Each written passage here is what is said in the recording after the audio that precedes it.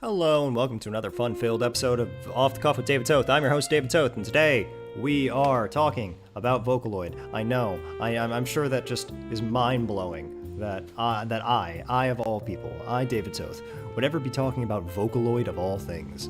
But here we are, you know. Sometimes I like to believe that even the most impossible dream can be made possible with enough gumption and hard work. And today, that's exactly what we're going to do. Today, we are going to all plug into Red Velvet, the song I'm sure anyone who has ever watched even one of my videos is tired of hearing, because Red Velvet is the background music to almost everything I ever produce, because it is one of the only songs that I know for sure that YouTube likes, and YouTube isn't going to hurt me for. And that's how it goes. Anytime I try and ever use any other piece of music, YouTube just says no. So guess what? You're going to listen to Red Velvet and you're going to like it. Now today, we're talking about Vocaloid. I'm not sure if you know what Vocaloid is, but Vocaloid's this fun little music thing. Now, I've been informed, I think I've been informed that this list is more hard, like it's more obscure than the last one, which doesn't bode well for me. It really doesn't. But we're going to do our best here. And I'm only going to give the correct opinion. And looking over briefly this list, I of course didn't cheat and have not looked, didn't thoroughly analyze it beforehand, because that'd just be cheating. There's definitely lots of things that I don't think I immediately recognize. So that's fun. And you know, that's just, c'est la vie. C'est la vie. But I think it's enough grandstanding. I think that's enough circumstance. And I think we can get going. So this first song, I can barely tell what I'm looking at. I think that's Rin, and I think that's Miku, and I think this is that Giga song. The World. I remember this one vaguely, and I remember thinking it was only P good, I guess. I'm definitely, like, Giga and Michi M, who I think this might be a collaboration, but those sort of guys, they definitely make, like, entertaining music, right? But I think only vaguely does it really, like, the composition really needs to be, like, exceptional for me to feel something more out of it, right? Just the simple sort of zoom in. Kagapro 24 exists? I guess I can do that. Oh dear. Well, now we're talking. But anyway, yeah. It really takes something extraordinary, and it really needs to be like laboratory for me to think anything more than it's pretty okay, I guess. But you know, that's all right. Giga's a good guy. Giga's definitely a good man. This song, on the other hand, is amazing. This definitely goes hell yeah. This song might be, depending on my mood, as we get later, I might even put it at the top. Now, this song is Envy Catwalk. And Envy Catwalk is crazy. Envy Catwalk is this song that's about, like, teenage prostitution. And the composition, it's insane. Envy Catwalk sounds like it is, like, written by an insane person. The song is bonkers. It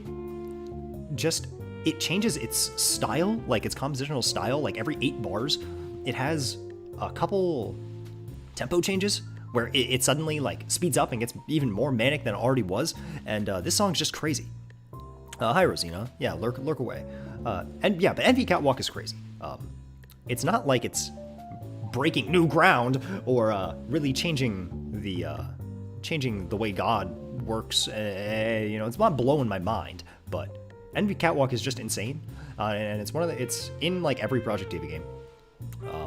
And it does that unfortunate thing that a lot of Project Diva songs do, where its translation in Project Diva is just not accurate. And I kind of get why, right? Like the song is definitely it's definitely not, like, for all ages. The song is definitely offensive to the kiddies. So I understand why Project Diva would want to tone it down, but I'd say that if Project Diva wants to not have songs that are going to offend the kiddies, I would just not put songs about prostitution in your game, no matter how much of a bop they are. But even so, Envy Catwalk is just an amazing song. I don't know about all this itching bones talk. But moving on, this is a Pinocchio P song, as you can tell by seeing Amami-chan? What is Pinocchio P's mascot called? Like, Maya? Oh my gosh, it's something like that. It's like 3 syllables, starts with A. I think it's like Maya. It's something like that. But you can tell by seeing the Pinocchio P guy. Now, what Pinocchio P song this is, your guess is as good as mine.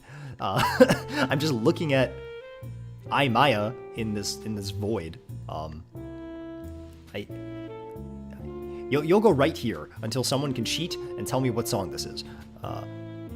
Because surely it's probably something I know, because I know all of Pinocchio P's discography. But until I can identify you can rest right there, baby. That's Beautiful Fiction, says Ethan Huber. Well, if it's Beautiful Fiction is hell yeah. Beautiful Fiction's fantastic. That song is great. It's not like, I wouldn't say it's in my like all-time favorite like tier of Pinocchio P songs, but it's still really good. This one unfortunately has the thing where Beautiful Fiction, yeah. This unfortunately has the one the thing where I think it's like writing in terms of its lyricism is way more interesting than its actual composition.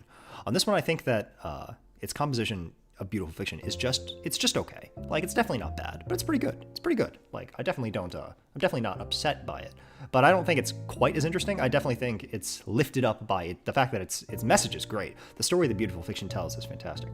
That's definitely what puts this song a step above, in my opinion. It's definitely not bad. I'm sure that we'll get into more Pinocchio P, because I'm sure there's probably more than just that as we go along. This one's Charles. Charles, I think, is extremely overrated. I don't hate Charles. It's P good, I guess. I think Charles is a very popular song, but I don't feel Charles. Charles is like, it's definitely not bad. Dark cicadas in the night. Yeah, it's okay. Charles is definitely aight, but I can't give it more than a P good, I guess. I just don't feel much from Charles. I think it's a rather simplistic song, but its composition's nice, and that's, of course, the main draw of Charles. Shinkai Shoujo is also pretty good, I guess. Shinkai Shoujo is pretty good. I like its. I think it's got like a nice tone, but it's not that captivating. Life Reset Button. I don't think I've heard Life Reset Button in probably like 5 years at least. 5 to 10 years. I think it's probably the last time I heard freaking Life Reset Button. So Life Reset Button doesn't at best it can have no opinion, because I can't tell you how this song sounds. So you know what, that's as good as Life Reset Button goes. I'm surprised the exposing hasn't happened yet, but while the exposing has not happened yet, it's gonna start now, because I don't know what the hell this is. I don't know what the hell Magical Girl in Space is here. So alas, I can't attest to the quality of this thing. But while I can't attest to the quality of this thing, I tell you what I can attest to, and that's Kachidoki-San. Kachidoki-san, look at her smile. Look at that smile. Look deep into her eyes and tell me that you aren't happy. Tell me that you're not pleased looking into Kachidoki-san's soul. This song is amazing. Kachidoki-san is a song by Mambo P. It's definitely one of my favorite things that Mambo P has ever produced. Mambo P is like insane. Mambo P is a crazed schizophrenic who writes music for the clinically ill, but guess what? That's me, baby, and competes for. That was hilarious. Anyway, I think everything should be working now. Sorry about that. See, I have this ghetto set up where my Ethernet cable is, imagine an Ethernet cable, if you will. The top piece of plastic that's supposed to lock you into place, that's supposed to like keep you in the Ethernet port, it's like broken on my computer. So if you just kind of nudge it sometimes, it'll just kind of fall out, you know? I gotta get some like duct tape, because God forbid I replace it and get a working Ethernet cord. But anyway, Kachidoki sounds great. See, I can't even be upset, because I'm staring right into the soul of one of the most pure-hearted expressions of human existence that I've ever seen or will ever see in my life. And that's about as good as you need. Good long pause when we're talking about the mentally ill. Yeah, you know what? That was intentional. That was a pregnant pause to appreciate Mambo P and appreciate that Kachidoki-San is just my favorite girl.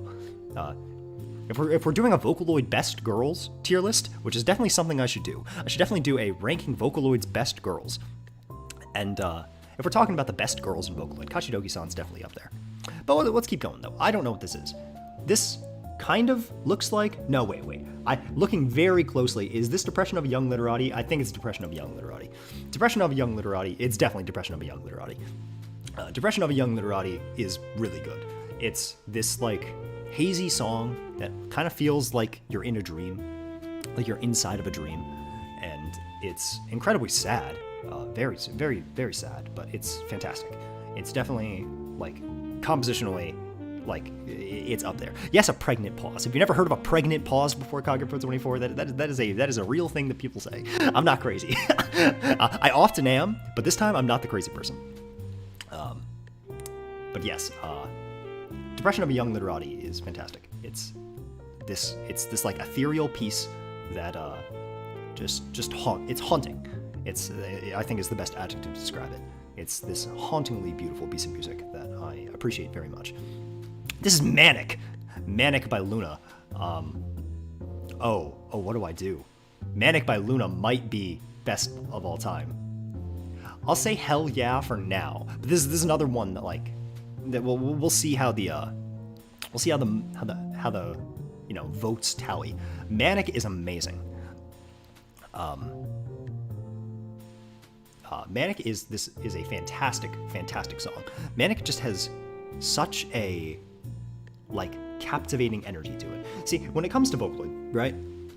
If you look at the things that I like, there's really two big paths you can go down, right? You can go down, maybe three actually. You can go down a path of like intellectualism, so to speak, where I appreciate you like as an essay, and none of these really fit it yet. Maybe like Depression of a Young Literati and Beautiful Fiction, sort of, to an extent. But you can have like, I appreciate you on an intellectual level. Then you can have like this one where I appreciate you as a tone piece, which is more of like, say, like Charles is kind of like that, and NB Catwalk is kind of like that too. And then you can have, I appreciate you because you are like drugs. Those are really the only ways that I enjoy music, and that's just me, of course. I like when something is really like heady and really thought out. I like when something is like incredibly strong composition-wise and really captivating. Like, I don't think Jitterdoll is here, but Jitterdoll is, I think, my biggest approximation of that. Where, like, Jitterdoll has a point. Like, Jitterdoll, like, has a thesis statement, but the point of Jitterdoll is not, like, reading into its thesis and how it, what the text is saying. Jitterdoll is about, like, going into the third dimension and feeling Jitterdoll, because Jitterdoll puts you into, like, a mental zone. And the last category, I think, can best be surmised by the song Sweet Magic, which is probably also not here. I don't know. I don't think I see it. But Sweet Magic is, like, by Junkie, is this song that is, like, stupid, kind of. Like, it's just about, Rin is just singing about how much, about being in love. But the song is so happy. Sweet Magic is so happy that you cannot help but feel happy. You cannot help but feel that you are on cloud 9 when you're listening to Sweet Magic. And that's what Manic is. Manic, like, falls in that last category, where if you haven't heard this song is just drugs. And that's what I described in the last thing. I described, like, Happy Synthesizer as being that too, where, like, it's like I'm taking an amphetamine or something, because when you take Manic, its composition is just so strong that you really feel something, which is what makes songs like that so good. I don't know what this is.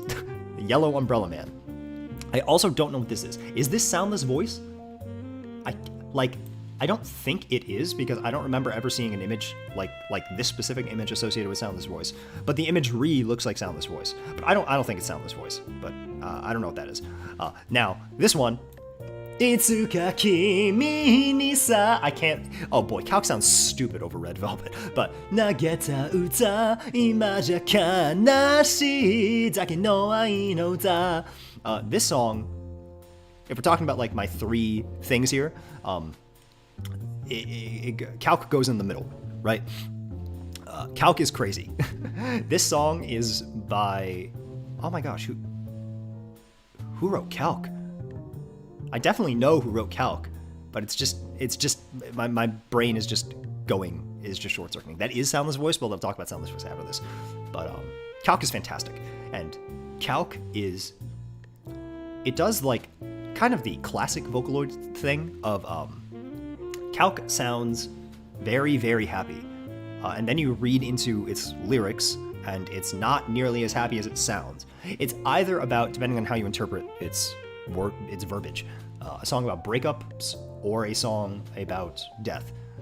I think that the literal verbiage more indicates that it's a song about breakups, but when you put it into context of some other things, and especially in Project Diva, it's very explicitly about death.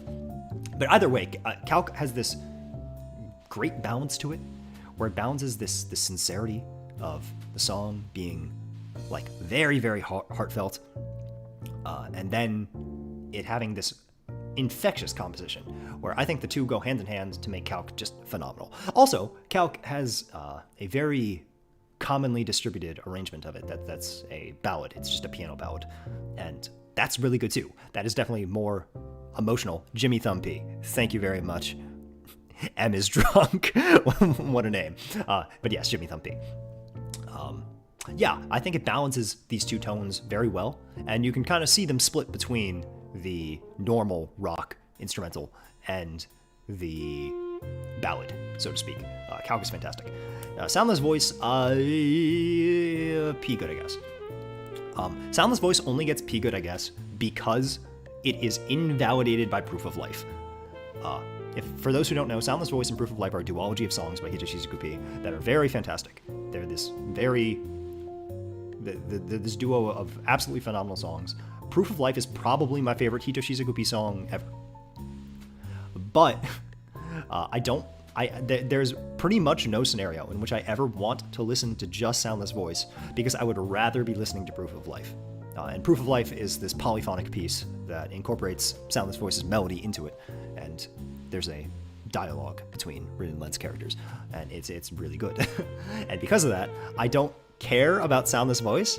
Like, there's no reason for me to listen to it on its own, when I think the much better like sonic experience is Proof of Life, and Proof of Life has Soundless Voice in it. So I just like, it's not a bad song by any means. I would never call it a bad song, but Proof of Life just doesn't need to exist. Now, the Monster Mash here, I don't know what this is either. I have no idea what this Monster Mash and the Skeleton Dash is, but I don't know what this is. I also don't know what this is. I also don't know what this is. I also don't know what this is. I don't want to know what this is. We're not looking good here, folks. I don't know what this is. We're in a really bad stretch. I promise I know what I'm talking about, but I don't know what this is. This is just Miku, and this is Akari-chan, right? This is either Akari-chan or one of the songs by this composer, if it isn't literally Akari-chan. But Akari-chan's pretty good. I'm going to assume it's Akari-chan and say, oh dear. I'm going to say P good, I guess. Akari-chan's definitely not bad, but once I've heard Akari-chan once, like, come on, man. Akari-chan isn't a song. It's like an experience. You know, Akari-chan is like this freaking soundscape of noise, more so than it is a piece of music. It's not bad, though. I definitely don't think there's anything bad with it. I think it's quite funny, which is exactly what it's trying to be. But, you know, it's pretty good. It's pretty good, I guess. This is just sad. I don't know what's going on here. I feel like I know what this one is. I feel like this is one of the Project Diva songs, but I can't identify it immedately. So it is what it is. And this just looks like Reimu. And I'm sure it's not Reimu, but it just looks like Reimu. This is terrifying, and I don't want to know what this is. This is Outer Science, and Outer Science is definitely hell yeah, baby. Outer Science is iconic. There's nothing that I can say about Outer Science that I have not already said about Outer Science at some point in time. It's really good. Like, it's visually fantastic. It's visually arguably one of the best songs in the Kagura project. It has a lot of story, and always did have a lot of story. It is dripping with personality, which is definitely its best like the best thing about it, right? Outer Science is does a great job at characterizing the Clearing Eyes Snake, like as a person. And that's the best thing about it. I'm not in love with it in the sense that like I definitely like the song, but I think I've heard it one too many times to put it in the best ever, so to speak. But Outer Science is definitely good. Outer Science did good, and if anyone says Outer Science is not good, they're crazy. Now back to exposing myself. I don't know what this thing is. This one, of course, this is best of all time. This song's "Please Give Me a Red Pen," Akapen wa dozo, and I mean, if you don't know this song, like there isn't much I can say other than this is chronologically speaking the last song Poa Poa made before his passing. It is like his goodbye to the world, and it is very heartbreaking because of that context, right? Like there's no way that you can listen to this song without feeling in this rather intense way the depth of emotion that Poa Poa felt. And it's this experience that like not many other things can invoke. I would say at best like Nashimoto P is able to get you into that very suffocating heart space. But aside from that, there's really nothing that feels the way that Please Give Me a Red Pen feels. And of course, iconically, its last chords are just, crunchy is the best way to describe that. And it feels like your heart is in a vice, as it should, because that is exactly what Poa Poa P was trying to convey in his final moments. And it's definitely just a heartbreaking story and a phenomenal piece of music. There's no way this could be anything other than the best of all time. Now, Kagami Len Goes to the Circus, I don't know what that is. And this is now the biggest category, and that's not good. And it's only going to get bigger because I don't know what this is. I'm just going to convince myself in my heart that this is harder than the last time. I'm going to do this as a way of justifying to myself the fact that I don't know what any of these songs are. This is Airhead by Picon. This song is... it's either pretty good or hell yeah. I'm going to say it's pretty good.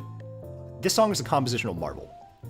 This song is crazy in its composition and the genre that it goes for. It's just not my favorite kind of music, but if you were someone who likes this genre, then this song is like on the next level. If you're someone who likes this sort of this sort of tone, this sort of genre, Airhead is amazing. Picon is a interesting composer. I think that Picon is extremely skilled. I definitely think that like, you know, there are some cases where I think like No Longer Human and I Want to Dance in Your Pulse like kind of sound a little too similar as pieces of music, but that's like doesn't affect the whole discography. That's just a couple pieces of music. But Picon's great, and the song is not bad by any means. It's just that I personally will only listen to it a few times before getting tired of it. But it's a good song. It's a good song. Summer Idol, on the other hand, oh gosh, where do I put Summer Idol? Summer Idol is a oh dear, this song's great. I feel bad after like saying, yeah, Soundless Voice, this like, you know, emotional diatribe is pretty good, I guess. Well, Summer Idol, the song about Miku and Rin trying to pick up guys on the beach in the summer before ultimately deciding that picking up guys is too hard and they'll just date each other is hell yeah. But is this Oster Project? I'm pretty sure Summer Idol is Oster Project. This song is crazy. It definitely just has a tone that's like amazing. Rin, I think in particular, I'll shout out that Rin's tuning is fantastic. The way that Oster Project tunes Rin in Summer Idol is really, really good. Where it like Rin has this really like boyish sort of like scrappy sound to her, so to speak, that's just a joy to hear. Like Rin has so much personality in her tuning, Miku as well, but the Rin is the standout here. And of course it's a Yuri song, and of course I'm the Yuri man, so I can't help but love this piece of music. But Summer Idol's great, and there's nothing more to say there. Now, Kagami learns how to use the computer. It goes right here, and Gumi graduates college, goes right here, and Uta from Blue Reflection Second Light goes right here, and this is one of those songs. This is Rip Gospel to See. This song is pretty good, and it's pretty good. This composer by and large I think is pretty good. I think that make an in-between rank. No, pretty good. I think you all are disparaging pretty good, I guess. Like, pretty good, I guess, is not a bad rank. Because I have neutral, strong opinion for stuff I don't care about. This is still, I like it. This is just, I'm not in love with it. You know what I'm saying? No. Rip Gospel to See is pretty good. I like this composer a lot. They're not one of my, like, all-time favorites, but I think they have a good track record. And this is one of their sort of breakout things, so to speak. This song is this is a piece of paper in which Miku is holding a little girl's hand, and I don't know what this is either. Now this song is 1000 Year Viking and this song is amazing. Need some hot cocoa after you put it in the don't know tier.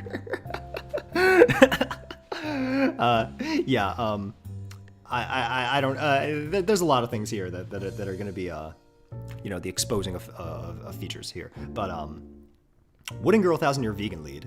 1000 Year Wagen Lied is a fantastic song. This song is probably my favorite of Elia's song. I would need to think harder before I can say that statement for sure. I think it's it's up there in contention with things like Swear an Oath on That Bridge is another one of my favorite. Is another one of my favorite of Elia's Chronicles songs. But regardless of what my favorite one is, because there's a couple that generally speaking could be in contention for that. This song has the best moment in the entire Elia's Chronicles, and that is the last chorus. The last chorus of 1000 Year Viking Lied has Haku and Miku, Clarith and Michaela, to use their names. Clarith and Michaela do this duet at the end, where it's a very simple harmony line, right? It's a very simple harmony line, but what makes 1000 Year Viking Lied so good is that it is. This song is from Michaela's point of view, and it's telling Michaela's side of the story during the Saga of Evil. But the last chorus is not the chorus of 1000 Year Viking Lied. It is the chorus of Daughter of White, which is Haku's song, Clarith's song. And at the very last, the chorus of the song, Michaela sings Clarith's chorus, and they duet it together. And it's such a beautiful way to, like, tell how much these two characters mean to each other. Something I often say is that I think a lot of the really good Vocaloid songs remind me a lot of musical theater. And I don't know if any of you listen to any musical theater or know about musical theater. But I think that a lot of the good musical theater, because there's a lot of bad musical theater, but a lot of the good musical theater is doing the same good things that Vocaloid is doing in its storytelling. And you can see that a lot here, where it's using like these leitmotifs to tell a story. Michaela sings Clarith's melody because Michaela and Clarith love each other. And it just tells it so well. It does such a good job at using its medium to convey its message. And even if Elia's Chronicles is like a bunch of crazy things for crazy people, like 1000 Year Viking Lied is a beautiful, beautiful, exceptional piece of music. It's great. Yes. Haha, nerd. What's my favorite Broadway musical? I don't know. Let me think.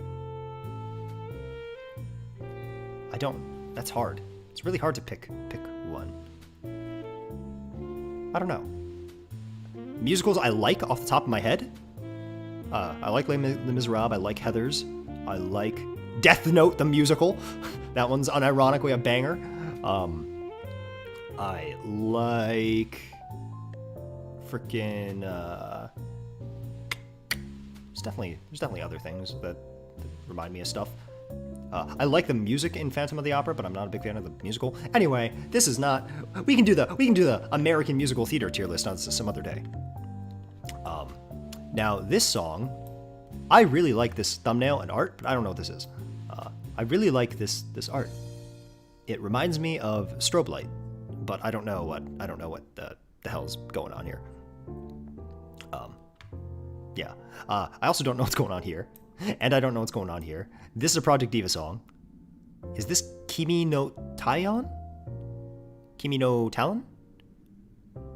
Kimi no Kaya Kapiru Shabda Boop? Is that what this is? Kimi no Taion is alright. Actually, I have no strong opinion. It's a Project Diva song. Like, it's an alright piece of pop music. I don't feel particularly strongly for it, but it's okay. This is... I don't know this, but I'm going to assume by the thumbnail that this is Rats Died.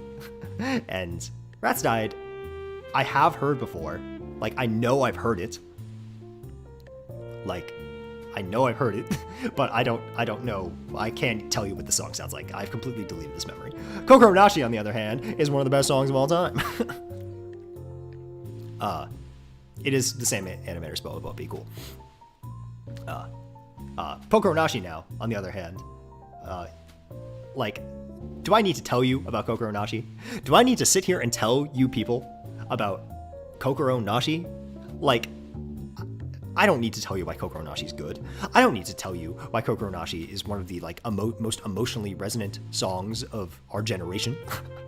I don't need to tell you that Kokoro Nashi is a living, breathing masterpiece, because you know that Kokoro Nashi is a living, breathing masterpiece. Hello, illegal immigrant. But yeah, I don't need to tell you this. I don't need to explain to you, justify to you why Kokoro Nashi of all things is the best of all time. It speaks for itself, and if you by some crazy stroke of God have not heard Kokoro Nashi, you need to amend that, because Kokoro Nashi it's phenomenal. It's definitely one of the greatest songs of all time. Absolutely. This, I can't even see what's happening. This is a girl holding an orb. This, I feel like I know what this is, but I don't know what this is. This is a Honeyworks song, and I have heard, this is also going here, because I've heard Honeyworks' entire discography. Like, I've heard every song that Honeyworks has made, but I cannot differentiate them. Because they all sound, they're all Honeyworks songs, and I certainly don't remember what this is. But Honeyworks music, kind of in general, lives in this category, as far as I'm concerned. Now, forget Honeyworks. Milk Tea is one of the greatest songs ever written. Is there an updated Will Stetson tier list? If there is, I'll do that one. I'll do it illegal immigrant. I just didn't know that there was I think you made one. I actually think I do remember seeing that. Anyway, Milk Tea is one of the greatest songs ever written. Milk Tea is a song by Dada, and is a extremely tragic Yuri song. It is not tragic this was actually one of the very first things I made a video about, and I think I should remake it at some point, because I think that the point is excellent, but I didn't say it well because I didn't know what I was doing when I started making videos. But Milk Tea is extremely sad, right? Milk Tea tells the story of this girl meeting this girl, and it tells that their romance, ultimately up to cutting into the future, where we find that their romance didn't work out, and now the older girl, not the older girl, the taller girl here is now an adult, and she is recalling her memories of meeting the shorter girl, but they are no longer together. And you don't know why. You don't know why that they're no longer together. And there's this ambiguity where, it could be that she died or something, but there's really no implication that that's the case. If you're just going off of what the text provides you, it really just seems like they broke up. And that's sad. It's sad because, for one, it touches upon this cultural thing in Japan, where it is not uncommon at all for girls in their middle school years to like early high school to date each other.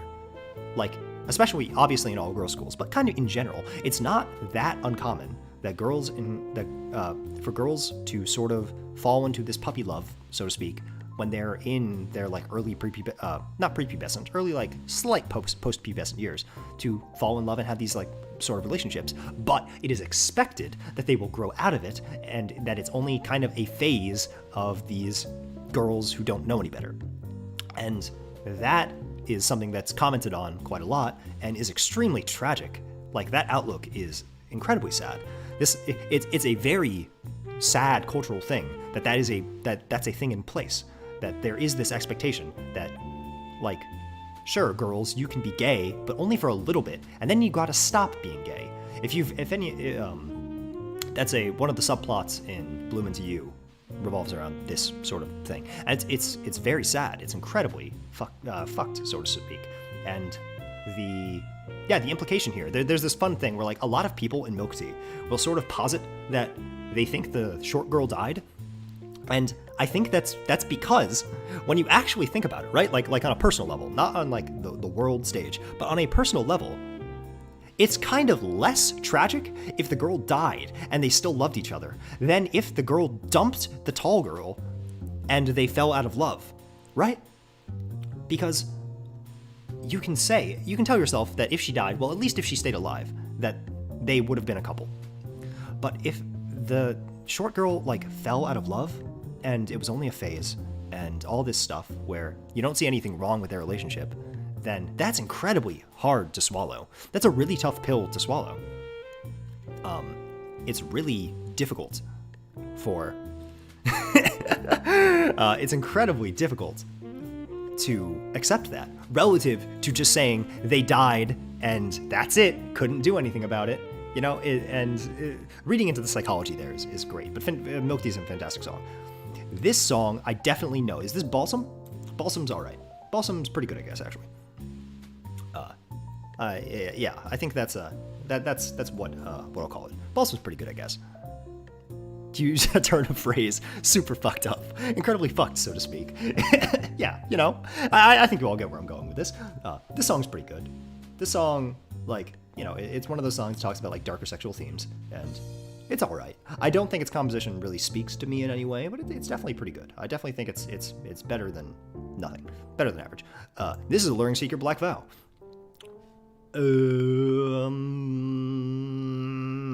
Best of all time.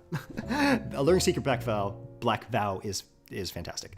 This, like, it's a song by Hito Shizuku-P, and this is another one. Oh, it's like Bararaiko. Yes, I confuse them all the time, but I do know the song. But anyway, Alluring Secret Black Vow is, like, amazing. It's an early song by Hito Shizuku-P, same producer that made Soundless Voice, and it really, like, it shows that Hito Shizuku-P, for their entire career, has always been godlike, right? Hito Shizuku-P has always had this grasp of composition, on composition, that no one else does. There is no one else besides Hito Shizuku-P that is Hito Shizuku-P.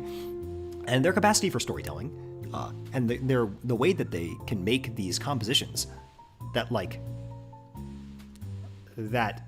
are tonally intriguing and like build upon themselves, and like the classical composition, the use of like the harpsichord and the instrumentation, like complements the fact that the story is obviously the story that is like Victorian. It's fantastic. This song does so much right. It has like it has a like incredibly captivating melody. Like on a raw compositional level, it's on like an earworm level. It's good. Like, and there's nothing else that I can say bad about the song. It's great. Now, a song that's not nearly as great is Cowardly Mont Blanc. This song, the first song I get to call, This is Cowardly Mont Blanc, right? Yes, it is. I confuse the look of Cowardly Mont Blanc and Mosaic Roll a lot because they're just songs with Gumi. They're Deco's 27 songs with Gumi, and like, I actually think their melodies are actually similar too. Like, ba ba ba ba ba ba ba ba ba and ba ba ba ba ba ba ba ba ba ba ba ba ba ba ba ba ba da. I think they sound quite similar, as a lot of Deco songs do, generally speaking, actually. But yeah, Cowardly Mont Blanc, it's a piece of music. I think it's too slow. I think like if you made the song like 20% faster, Like, that's not that bad. Like, it would probably be benefit from just kicking it up a little bit. I think the Cowardly Mont Blanc just is a little too down geared for me to be in love with it. But I don't really feel it. Definitely don't feel this song. This is No Logic. No Logic is great. No Logic is definitely one of the iconic Luca songs. When you go, sad thing is that Luca does not have that many iconic Luca songs, but you know, it's definitely one of them. No Logic is this very simple power ballad, or not power ballad, like very simple, like light rock song. I don't know why I said power ballad. I was definitely thinking like rock ballad and power rock. But it's this very simple light rock song that's very simple too in its message. It's the song about like loving life, being vivid, and going out there and being a happy person. It's great. I think I've not listened to this song in a while. Like, in spite of my placing it in Hell Yeah, I've not really heard No Logic in a long time, because like I think it is compositionally like a little monotonous, which is why I'm not calling it one of the best of all time, because I could listen to all these songs until I die. But No Logic is definitely respectable, right? Like, it's well put together and well intended, and has well intentions. Has well intentions? That's not how English works. But it's well intentioned in its message. Its composition is infectious. It's great, and it uses Luca. And more songs need to use Luca. So there you go. This is. I know what this song is. It's called. I just can't remember its name. This song is pretty good. This is called like Winter. It's Winter Winds. Winter something or other. This song is in Project Diva, like all the Project Diva games. It's good. I like how it has a tempo change where the song starts off being like a crawl, and then about halfway through it like, I want to say like 60% at least increases in tempo, like 60 clicks. But it's a very good song. It's a lovely ballad between Kaito and Meiko, which, God bless Kaito. Kaito is a funny man. I like Kaito in principle. He's definitely a funny guy, but I love Meiko. I love Meiko, and I think it's a tragedy that Meiko is so hard to tune. If anyone, like, just a little fun fact for a lot of people. A lot of the reason a lot of Vocaloid don't get used, if you ever were wondering, is mostly because they're, like, hard to use. Like, Meiko is very hard to tune. Tuning Meiko to not make Meiko sound like this like jumbled piece of garbage is difficult. That's the reason a lot of people don't use Meiko. Similarly, like one of my favorite Vocaloid, arguably my favorite Vocaloid, is Miki. Is like SF2A. She's got a bunch of weird numbers and letters in her name, but her name's Miki. And I love Miki, but Miki is also notoriously a pain in the ass to tune.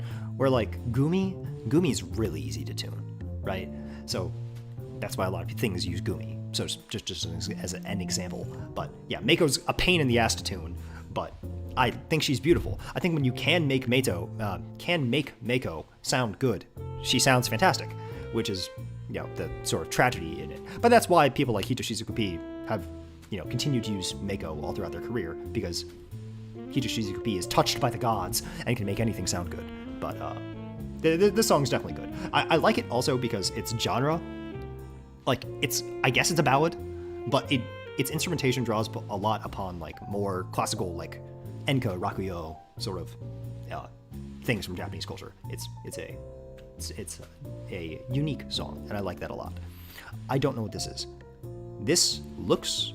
No, it's not. I was gonna say it looks like their outfits look like one of the Heisei Project songs, but I don't know what this is. I feel like I do know what this is. It definitely looks extremely familiar, but I can't place it. Just like I can't place this. Is this the high range test? I can't tell what this is.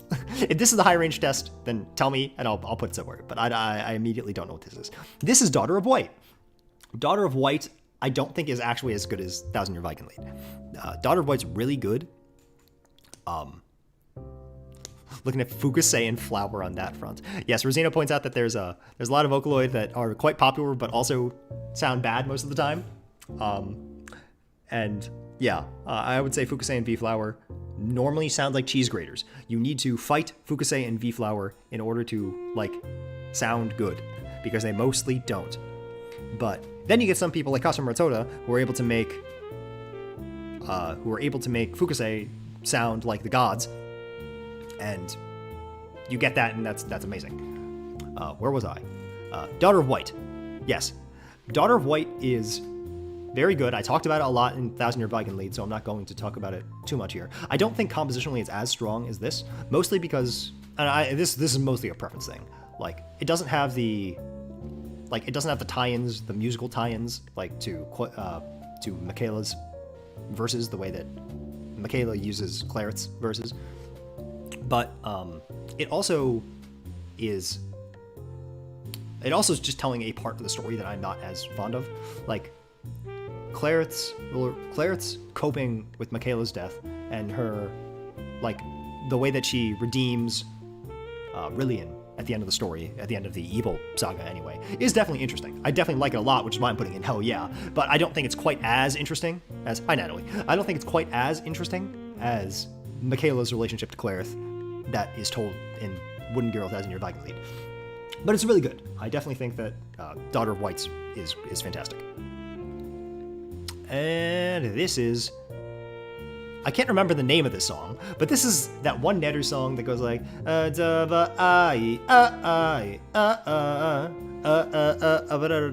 This is Disease Called Love. That's what it's called. Yes, that's what that song is called. I don't really like the song. This isn't really... my distaste for the song is entirely down to its genre. I'm not really into the, like, incredibly electronic, like almost dubsteppy, like wobs that are going on in this song. I respect that Neru was able to write something not the way that he normally does. This was before Snavism, where he got into that really like swingy, like jazz rock sort of thing that he does now. But it was after World Domination, where he wasn't really doing his like punk rock sort of thing anymore. This was kind of in the intermittent phase where like Terminating the World was coming out, and I appreciate that Neru is able to do different things. Like, but this song is not for me. I'm not a fan of Disease Called Love. In fact, no, I'll keep it there. I don't dislike it the way I don't like Cowardly Mont Blanc. It's just not my thing. What is this? This is Chairs. Uninstall. No, it's not Uninstall. I don't know what this song is. If it was Uninstall, it'd go here, but Uninstall is not a Vocaloid song. This song is... I can't remember the name of the song. This song's pretty alright, though. I can't... Oh, Christ, what is its name? I'll put it there, actually. I'll put it here. Only because this is a song that I've heard once. I heard once and liked it. Like, I wasn't put off with it in any way, but it's not like, I don't know, it's not one of my favorites. So it's all right. I don't have a distaste for it.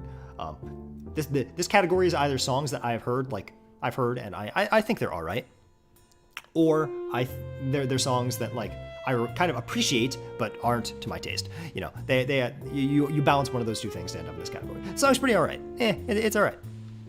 It's all right. This song's Reboot. Reboot gets a lot of flack.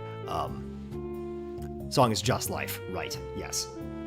This song, Reboot, gets a lot of flack, and I get it, right? Now, let me justify things. Reboot is kind of maligned, where a lot of people don't like Reboot, and they don't like Reboot for kind of a meta reason that I think is very justified. And a lot of people don't like Reboot because people won't shut up about Reboot. Everyone, like, really likes Reboot. Everyone using, like, the royal everyone, like, really likes Reboot. And they will often talk about how good Reboot is, and like how emotional it is, and how it makes them feel all these things.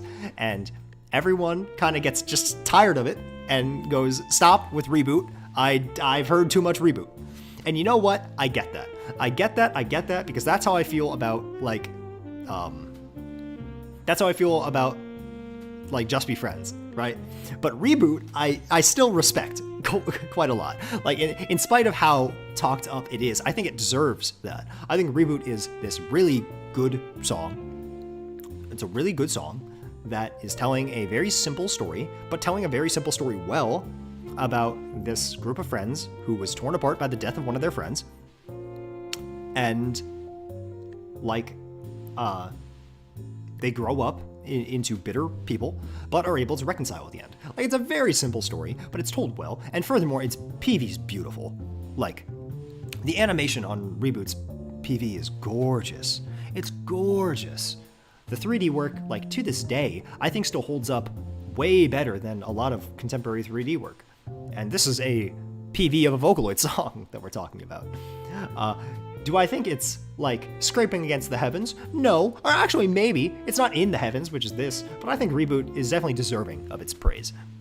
I understand people not liking it because it's overplayed, and it definitely is. Like, Reboot is definitely very talked up, but I think it's worthy of all the praise that it does get, you know?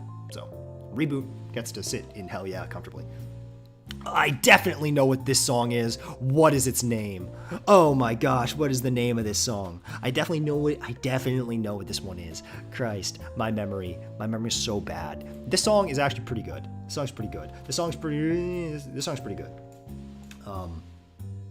Yeah, I really like the tone of the song. I really like the character, like the character, not in terms of like the character featured like as a person, but I like the character as in like the character of the piece, right? Like the personality of the song. It's pretty good. I cannot for the life of me remember the name of it though. This is another one of the songs that I've not heard very frequently, but it's good enough. I respect it. I put this about the same level of prestige that Rip Gospel to See, but it's pretty good. Secret, yeah, Secret. World Domination Now 2, on the other hand, is one of the best songs ever written. World Domination Now 2 is one of the best songs ever written. Now, it's not my favorite Nedu song. But it's one of my, it's up there. Like, World Domination How To definitely deserves every bit of praise it's gotten. It's well respected. It's not like I need to tell you how good a song World Domination Now 2 is, but it's phenomenal. This is about as like core old school Nedu as you can get. My favorite Nedu song is probably not here. No, it's not here. My favorite Nedu song is Saikyo-iku, Re-Education. But this was made in the same time period. It's one of those amazing, like, power duets between Rin and Len. I still to this day think that Nedu is arguably the best tuner of Rin, like, period.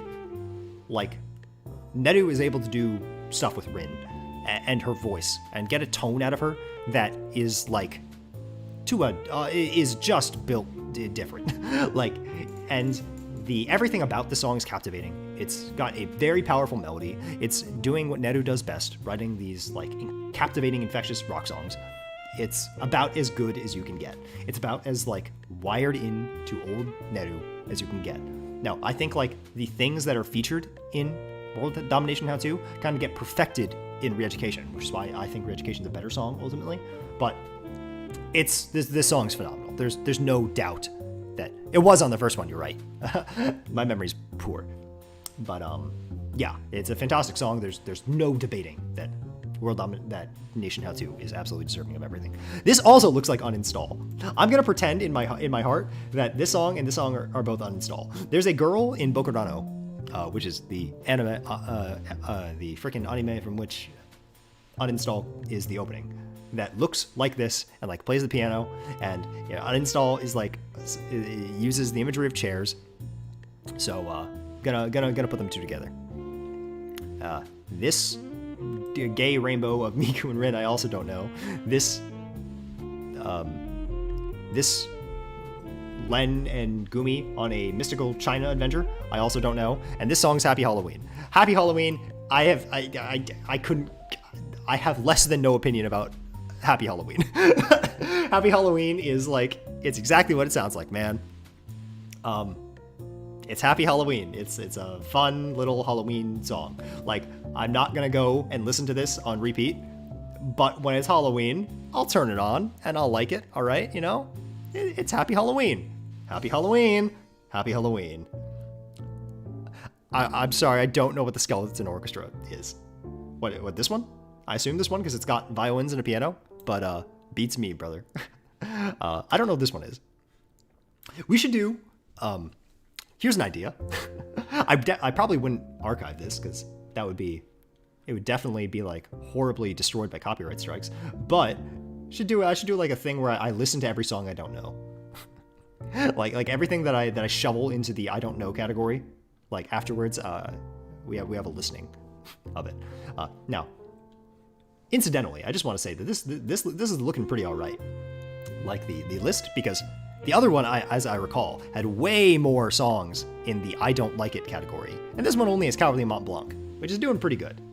But Happy Halloween's okay. It's okay. Happy Halloween, you know? Happy Halloween. Last of Me. I don't know what Last of Me is. I don't know what this is. This is Two Breaths Walking. Two Breaths Walking is okay at best. I almost want to put Two Breaths Walking in but I feel like that's too mean. No, I'm archiving this one, B12 Herzls. I'm saying I wouldn't archive if I just listened to all the songs in the I don't know category. But Two Breaths Walking is okay at best. It is, I almost want to put it in but that's a little too mean to Deco 27. And I definitely do like Two Breaths Walking more than I like Cowardly Mont Blanc. I'm just not super into it. A younger me probably would at least put it here, but I think I've just heard Two Breaths Walking a little bit too much. Like, I think I've just heard Two Breaths Walking a few too many times that, like, it can only be, it's just there. It's just there. Like, I feel literally no emotions when I hear Two Breaths Walking. This is Sungkyu News. Sungkyu News, it's okay. It's pretty good, I guess. Yeah, it's all right. It's all right. This is another Project Diva Core song, right? I'm not like super in love with it. It's a fun piece of pop music. It doesn't quite have the like infectious quality that like the other Songkyu things have, like literally Songkyu. I love that song. Songkyu News here, it's okay. It's aight. It's aight. It's pretty good, you know. What is the name of the song? This is the I know this song. Is this no? This isn't the Imposter one. I don't remember. Love Letter, Perfect Crime, Love Letter, something. It's called something like that. This song's pretty good. The song's pretty. In spite of me not being able to remember its name, which is hilarious, I like the song a lot. I like most of the Shuen songs quite a lot. And I mean, the Sita story is of no exception. But,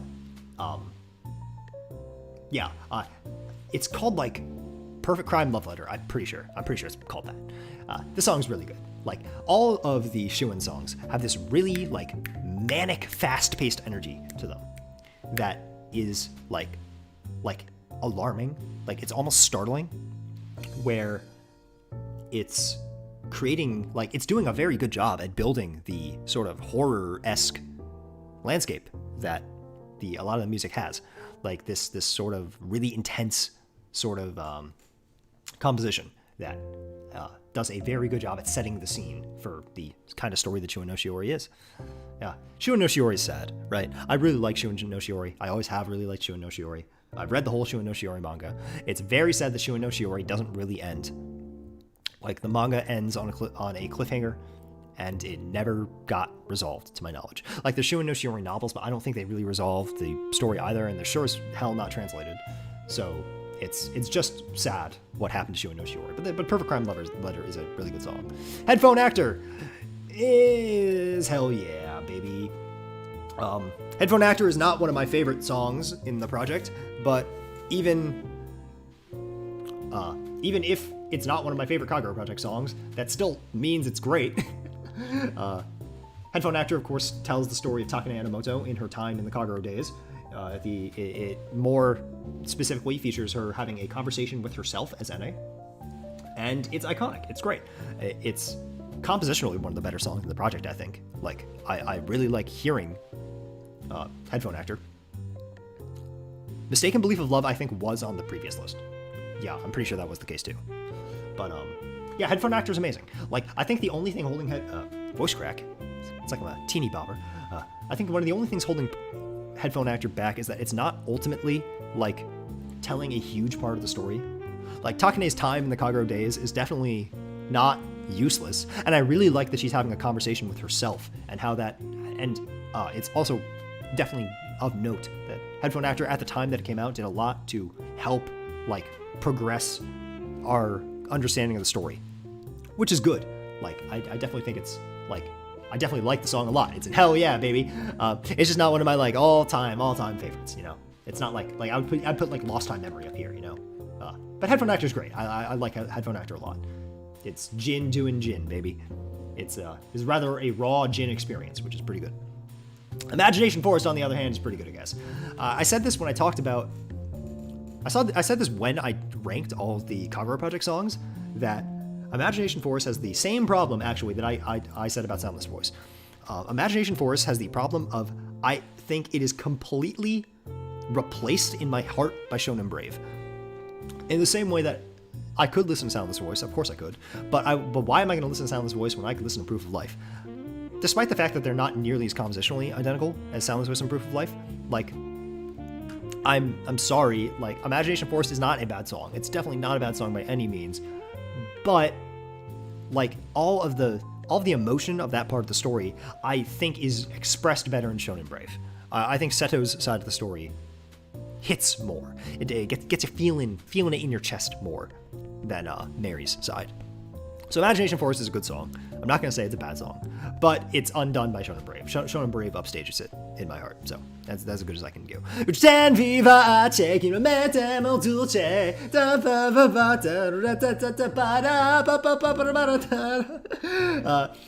thought Uchoten Vivace, I thought was on the previous tier list and was not. I don't know what that song was, but it wasn't Uchoten Vivace. Uchoten Vivace is amazing. I think Uchoten Vivace might be my favorite Mikagura School Suite song. I think that it, if it's not like my favorite Mikagura School Suite song, it's definitely like number 2 or 3. Like, this song is crazy. It is so happy. It is so aggressively, unabashedly joyful. Like, Uchoten Vivace makes it happy to be alive, right? You listen to it and you're like, man, this is what life is all about. Life is about Uchoten Vivace. Life is about feeling it, feeling that like incredible drive to exist and be a happy person in your chest, like deep in your heart. That's what Uchoten Vivace is. And it's fantastic. There's really not much for me to say because it really is just that the sonic experience of Uchoten Vivace is that good. But it's that good. It's so good that I'm willing to put it in best of all time because Uchoten Vivace is irreplaceable. It's amazing. It's amazing. I would say the only songs in Mikagura School Suite that I like could potentially be better than Uchoten Vivace in my heart are like After School Stride to begin with, Hokugo Stride, which was on the previous tier list, and I also put in the top category, I'm pretty sure. And like Kakushinteki Heroism is really good. The Garakuta Innocence is also pretty good. Lethargic Coup d'etat is also pretty good. Like, this is the thing with Mikagura School Suite, right? Like, Mikagura School Suite doesn't have, like, a point.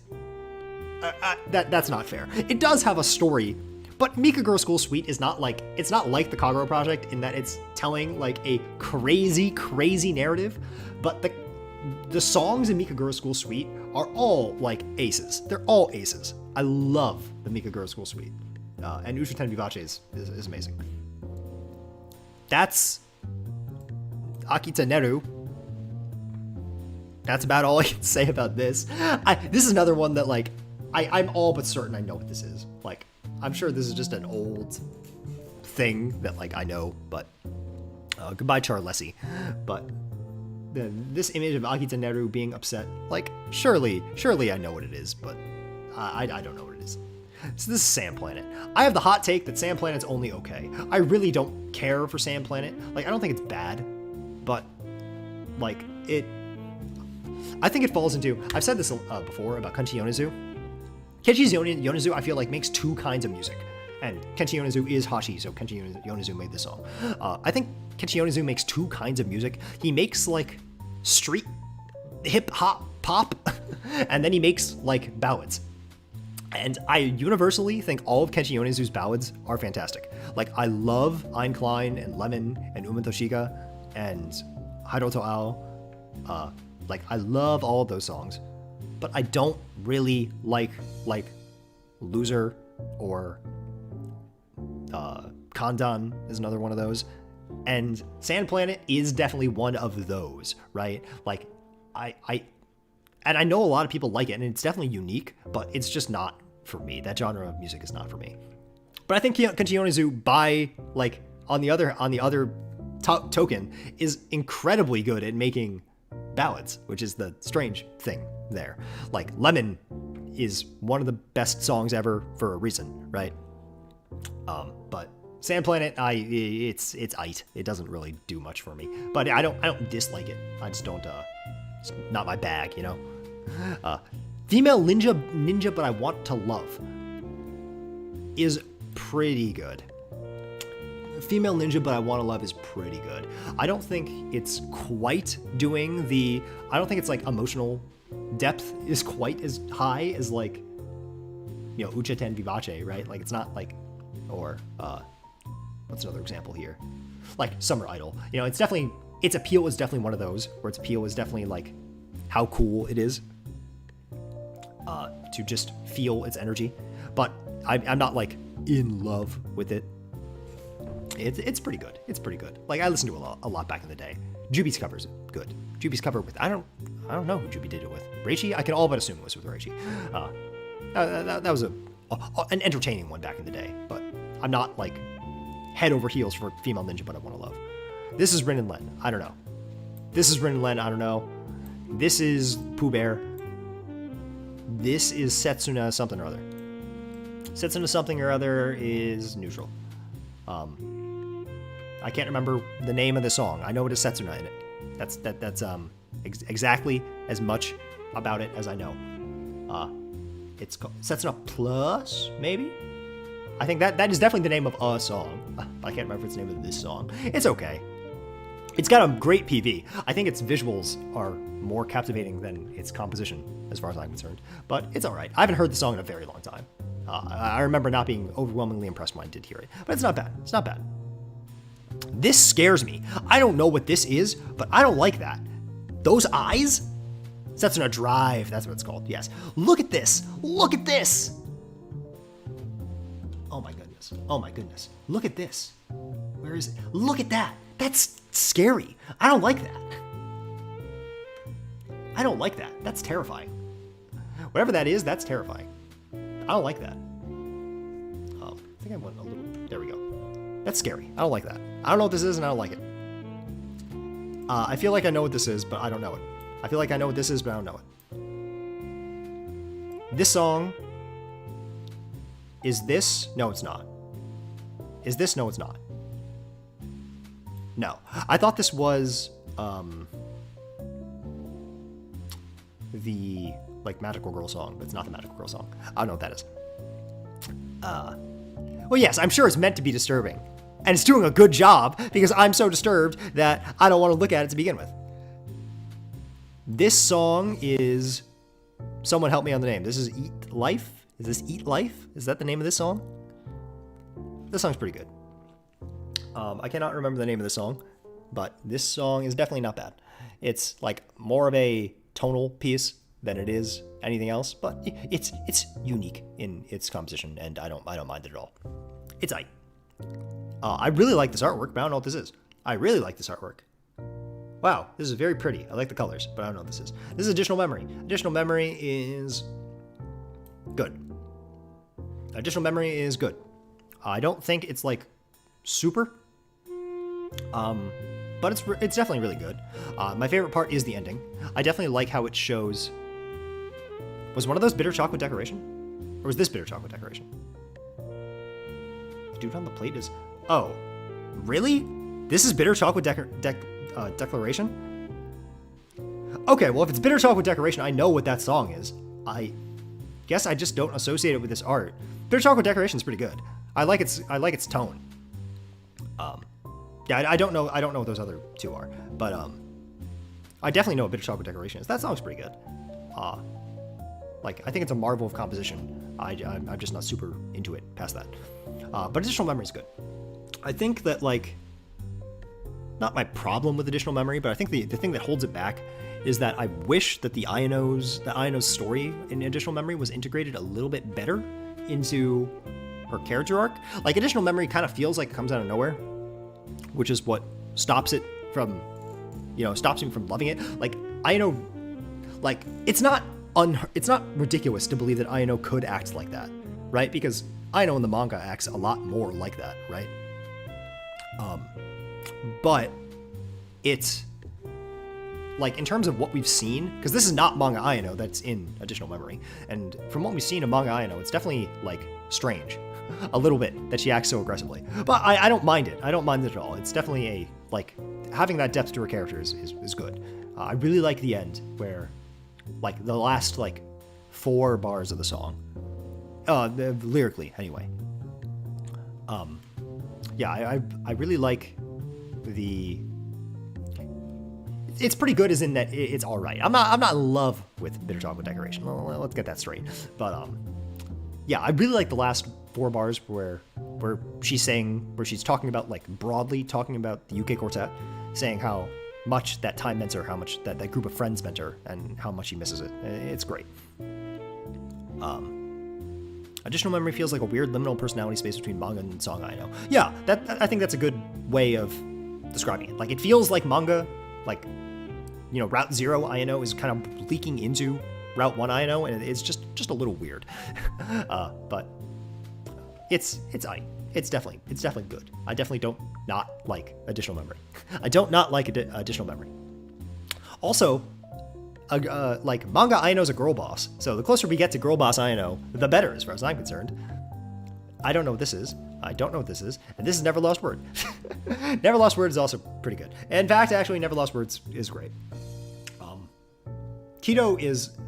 Now, a lot of this comes down to, like, just how much do I care about the characters, and I really like Kido. I think Kido is one of my, like, I think Kido's an amazing character, and Kido's an amazing character that I think gets done dirty a lot by the story, where Kido's kind of always there, but she doesn't get to do a whole lot. It definitely does a lot more in the novels than she gets to in any other scenario. But, like, Never Lost Word, when you're watching it, it just kind of calls to mind Kido's whole journey. It calls to mind, like, I really want to reread, what novel is it? I think it's 6 or 7. I really want to reread Kido's backstory now, because it's fantastic. And seeing Kido's journey, like, her whole journey, starting from before we even know her, going through her days with Rin, and into her days with Ayano, and then cutting to the future, like, Never Lost Word feels like a whole journey. It feels like a complete, like, character arc in a single song, and that's, like, phenomenal. I love that. I love Shiso Word. It's great. This is Leave It to Yasuda-san, which is also really good. This song is crazy.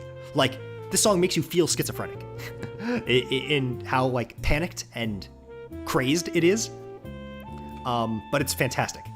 Like, the composition is amazing. The fact that it's able to make you feel so tight, so, like, claustrophobic, is a testament to how good it is. Because it's amazing that the composition is able to do that. And it's just a great sonic experience. I have not listened to this song in a minute. It's definitely been a hot minute since I last listened to Leave It to Yasuda-san, but it's still a great song. I would never say anything other than it's a great song. Echo, I think, is horribly overrated. I'm putting it... Is that a little hyperbolic? No, it is a little hyperbolic. I'll put it there. Yeah, I think the song is very overrated. I don't really get it. I think that it's just that it's a genre of music that you don't normally hear Vocaloid songs in, and therefore, like, people that like that genre of music like Echo. It's also notable that, of course, it's in English, but I don't really like this song. I don't hate it by any means. There's nothing really about it that I strongly dislike, which is why I didn't put it in Like, I don't like Cowardly Mont Blanc. This song I don't dislike, but it does not really do anything for me. Echo is a song, as Rosita says, and I firmly agree that Echo is a song, and it's a song at best. Now, blessings for your birthday, blessings for your everyday, Saiko no ichigo demo mai mo muke. I don't know where to put blessing. Blessing, I'll put hell yeah. Blessing is, yes, Echo is accessible. That's a very good way of putting it, Davis Productions. But, Blessing is great. Blessing is Haliosi, and Haliosi kind of has been doing the same thing for 5 years, where Haliosi just Haliosi just makes music that kind of he made Smiling, and after he made Smiling, he kind of just kept making Smiling. He just kept making Smiling. And the thing about Haliosi is that you can only, I think Haliosi kind of has the Enbuna thing, where I think you can really only like any given Haliosi song that much, because how different is Blessing from Connecting from Smiling? And I unfortunately think that Smiling, the very first one that Haliosi did, is the best one that he did. I think Smiling is still Smiling together, we'll be together is still better than all of the other ones. But Blessing's great. The difference is just between this and Mbuna. It's just that I really like this thing that Haliosi does, and Haliosi does try and make them all a little different, so to speak. But it's you know, in terms of their similarity. But Blessing's great. Blessing, the thing about Haliosi is that Haliosi songs feel like Haliosi is trying to make an argument to you, the listener, for world peace. It feels like Haliosi is from the UN and is trying to be yes, hello, my name is Haliosi. Would you like world peace? If you would like world peace, then blessings for your birthday, blessings for your everyday, Saiko no ichigo demo mai o muke. It's such a happy song. It's a happy song in a different way than Uchuten Vivace is happy. Uchuten Vivace is happy in Uchuten Vivace is high on life, right? And Blessing is not that. It's not doesn't have the crazy wild energy that something like Uchuten Vivace has. But Blessing is it's so hopeful. It paints such a bright version of reality, is what I'll say about Blessing. It's great. Yes, peace cannot be kept by force, can only be achieved through understanding. And what better way to do that than wishing blessings on your birthday? I don't know what this is. Is this Cyber Thunder Cider? I don't know what I'm looking at. It's a line of text. Yes, I have heard the Blessing multi-language cover, and that more than anything feels like it is musical world peace. Is this Cyber Thunder Cider? What is the song? If it's Cyber Thunder Cider, it's pretty good, I guess. If it's not Cyber Thunder Cider, then I don't know what it is.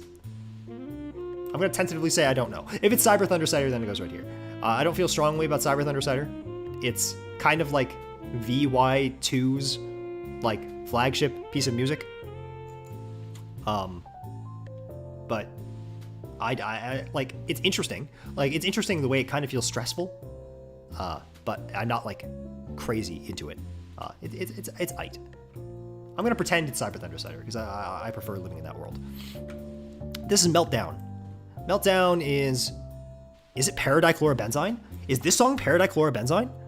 Oh, it's Hurting for a Very Hurtful Pain. Okay, yeah, that one and Cyber Thunder Cider look identical or look similar because they're just music. I feel the same way about Hurting for a Very Hurtful Pain that I do about Cyber Thunder Cider.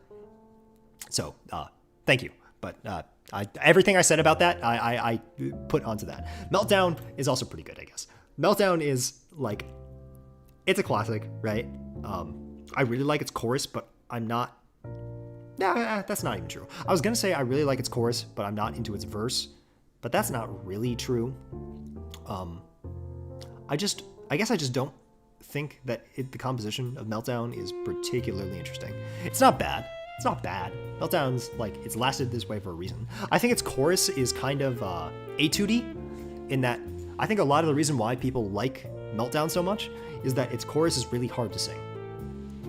Meltdown is high. It goes high. Like Meltdown no Kachidoki-San, ba-da-ba-ba-da-ba-ba-da-ba, it's like 2 octaves higher than that high note that I just sang. Like, Meltdown is very high. Like, being able to sing Meltdown is an accomplishment. If you can sing Meltdown and sing it well, that's a mark of achievement, which is, I think, part of what makes Meltdown so, like, memorable, what made it stand the test of time so much. But as a song on itself, it's okay. Goodbye, Flower Thief is hell yeah, baby. I love this song. This is like, this sort of like modern, done down, lo-fi, no, lo-fi not in like, in the sense of like lo-fi hip hop, but lo-fi is in like a simple production. Ballad is like my thing, baby. I love Goodbye, Flower Thief. I don't have that much more to say about it, other than like it is exactly my sonorous, like my sonic experience of choice. Very Kasumura Totoi. I love it. I love it. Third Heart is also hell yeah. I love Haramaki Gohan. That's well documented. I'm not like the world's biggest Haramaki Gohan fan, but I think Haramaki Gohan is definitely more better than they are good. Or more better than they are good. That's not the words I wanted to say. But they're like definitely way more good than they are bad. And Third Heart's good. It's not like my all-time favorite Haramaki Gohan song, but I mean, it does everything right that Haramaki Gohan always does. Like, the tuning is great. The mood of the piece is fantastic. It's great. It's the Third Heart. It's Haramaki Gohan. I hate this song. I hate the song. I hate the song. I hate the song. I hate the song. I hate the song. I hate the song. I hate the song. I hate the song. I hate the song. I hate the song. I hate the song. I hate the song. Ikanaide. I hate the song. I hate the song. I hate the song. I hate the song. Did I mention that I hate the song? I hate the song. Hi, Valley. Valley, do you hate the song? I hope you hate the song, because I hate this song. I hate the song. I hate this song. I don't like Ikanaide. What is this? I don't know what this is. I don't know what this fusion dance is, but this looks awesome. I don't know what this is. Where'd it go? I don't know what this song is, but whatever this song is, this song looks great. I love the art. I love the character in this. Like, there's so much personality in this thumbnail. Like, I don't know what this song is, but I want to know what this song is. This song looks great. I'm definitely going to look up whatever that song is after this. I don't know what this is either. This is one of the Otomachi Una songs, which I give a pretty good, I guess. Like, I don't remember the name of this one, but, like, it's one of those Otomachi Una songs that came out in that, like, time period that Otomachi Una... There was a time period, like, maybe a year and a half ago, where Otomachi Una, like, was really popping off, and, like, had a... And there was a ton of, like, these Otomachi Una songs that were, like, kind of all sounded the same, and were I guess. They were I guess. And, that's that. Oh, this is Telecaster B-Boy. Okay. See, I knew the art looked good. Telecaster B-Boy is pretty good, I guess. I'm not gonna give it the awesome. I don't like it that much, but it's pretty good. It's pretty good. It's charming, is what I have to say about that. More charming than this. It's better than the Otomachi Una songs that, like, I think are... now I feel unfair. Now I feel like there should probably be something in between, but I'm not going to go to the trouble, like, because, like, I like Telecaster B-Boy more than I like freaking Akari-chan, but, like, I don't love it as much as, like, I like the Third Heart, right? Like, come on, man. Like, the Telecaster B-Boy is not on the same level as Outer Science, but it's better than Akari-chan, but it goes here. I just didn't recognize its image, but it's not bad. I love how much everyone loves Telecaster B-Boy. It's okay. And Otomachi Una is okay, I guess. Teo is amazing. Let me tell you about Omoy. I don't really like Omoy. Now, like, I considered actually putting Omoy on the producers that, like, I was considering literally putting Teo on the songs that, like, I like from producers I don't. But I don't dislike Omoy that much, right? But I generally don't think Omoy is that good. Like, Teo is a masterpiece. Teo is, like, all-time fantastic in that Teo has a wild, crazy energy that, like, nothing else has. Like, Teo is bestial.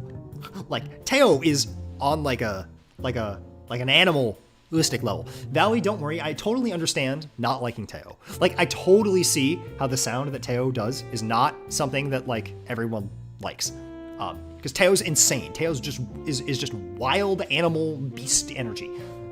And I totally understand not liking this one. In fact, I didn't like Teo for a long time. It is definitely not Leo, whatever that is. But Teo is like, I grew to very much like its crazy energy. I would say that Omoi's second best song is probably, what is the name of the song? It's like, If You're Going to Jump. I think it's If You're Going to Jump. To only Ikanide or only Waswald for the rest of your life, which would you choose? Oh, Ikanide. Like, I don't think I've talked about Ikanide before. Let me briefly address why I don't like Ikanide before I go back to Omoi. Yeah, If You're Gonna Jump is the best, is the second best Omoi song after Teo. I don't think Ikanide is aggressively bad or anything, right? Like, Ikanide is fine, I guess. Like, generally speaking, like as a piece of music. What I hate about Ikanide is what everyone else hates about Reboot. I hate that, like, I hate that people love Ikanide. And that, I know that just sounds contrarian, but it's because people think Ikanide is like this emotional masterpiece. And I think Ikanide is fine, I guess. Like, in a bubble, I'd probably put it here. Like, I feel zero when I listen to Ikanide. I don't feel anything. Like, I have no emotion. I do not feel sad at all. I do not feel like any of the pathos that I think people are trying to, that people say they feel with Ikanide. And for a long time, like, then this was older, but in a lot of Vocaloid discourse, people would say Ikanide is one of the saddest songs ever. And I'm like, man, we live in a world where, like, there probably isn't any Nekobolo here. No, there isn't. But we live in a world where, like, Nekobolo exists. Where, like, any Nekobolo song is years better than Ikanide. And you're gonna tell me that Ikanide is among the, like, most emotional pieces of music ever written? I'm sorry, that's not true. So I've always had a slight against Ikanide for that very reason, which I put there. Yes, as a point I did make, as I did bring up in my Ikanide analysis, they are just like, they're not even like, it's not even like the boy and girl are like being separated by fate. They're just leaving, like, they're gonna see each other again. It's crazy. And, like, I get that, like, the passing feeling of sadness, even if you know you're gonna see someone again, is, like, sad. Like, but it's not that sad. I hate Ikanide. But Waswald, like, offends me, and Ikanide just, like, bores me. Like, I could have Ikanide in the background and, like, do some work, right? And like, Ikanide could be background music, right? You know, but I don't like Waswald. I don't like Waswald at all. I could and will probably make a more structured point about why I don't like Waswald. But Teo's great. To return to the subject here, I don't know what this is. Bacterial contamination Len can go over here. This is disappearance? Is this disappearance? Is this disappearance of Hatsune Miku? Right? Yeah. Yeah? Yeah. Disappearance of Hatsune Miku is great. I just don't know the art by hand, because I don't really associate Disappearance of Hatsune Miku with, like, an image. But I'm not a tsundere. I hate Ikanide. Like, there's no, like, I have no affection for this song in my heart. Like, being a tsundere implies that you're, like, shy about your feelings, and therefore, like, you know, you're being mean to cover for something. I'm not covering for nothing. Ikanide sucks. But Disappearance of Hatsune Miku is great. I think it kind of has this this thing about it where there's an unfortunate reality to it where, you know, it's known because of its fast parts. But the fast parts aren't what I love. I love its chorus. I think not Ikanide, you see, you got me saying Ikanide. I think Disappearance of Hatsune Miku has, like, an amazing chorus. I think the ba ba ba ba da ba ba ba ba ba ba ba ba ba ba ba ba like is great. It's an amazing strong melody, and of course the like text of the song is good too. Like, it's great. Disappearance of Hatsune Miku is like preferred. You prefer the real disappearance? I like real disappearance, but I personally prefer the normal thing about here. Disappearance of Hatsune Miku is a great song. I might need to do some rearranging. There's some things here that I think I might want to swap around in these top 2 ranks, but it's a great song. What is this? I don't know what this is. I like this art though, but I don't know what this is. So it goes there. This is a Honeyworks song, so it goes in the Honeyworks den. It goes in the Honeyworks dungeon. This is Vampire.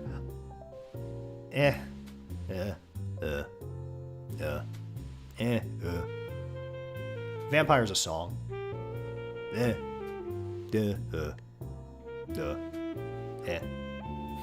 Yeah, it's got me literally saying That's how I feel about Vampire. I think I've pretty thoroughly expressed my feelings about Deco 27. So there it is, Vampire. Goodbye Sengun. It's alright. I don't get Goodbye Sengun. I don't get why people. Wait, one of these was intense voice of Hatsune Miku? Which one's the intense voice of Hatsune Miku? Is this the intense voice of Hatsune Miku? It is? Okay, I just don't know this because, I know the intense voice of Hatsune Miku. But I've, only ever seen it in Project Diva. So, I just don't know what it looks like. Yeah. No, intense voice of Hatsune Miku is pretty good, I guess. I don't love it, but it's not, I think it's cool. I think it's a cool song. I think it's doing alright. But, Goodbye Sengun's alright. To return what I was saying is, I don't get it. I don't think it's a bad song. It's definitely fine. I personally like Jealous a little bit more, which is another thing this composer did. But Goodbye Sengun's fine. I just don't know why the world ate it up. I don't know why the world chose to make Goodbye Sengun the song of the year. Everyone has sung Goodbye Sengun, and I don't know why. I don't get it. I don't get Goodbye Sengun.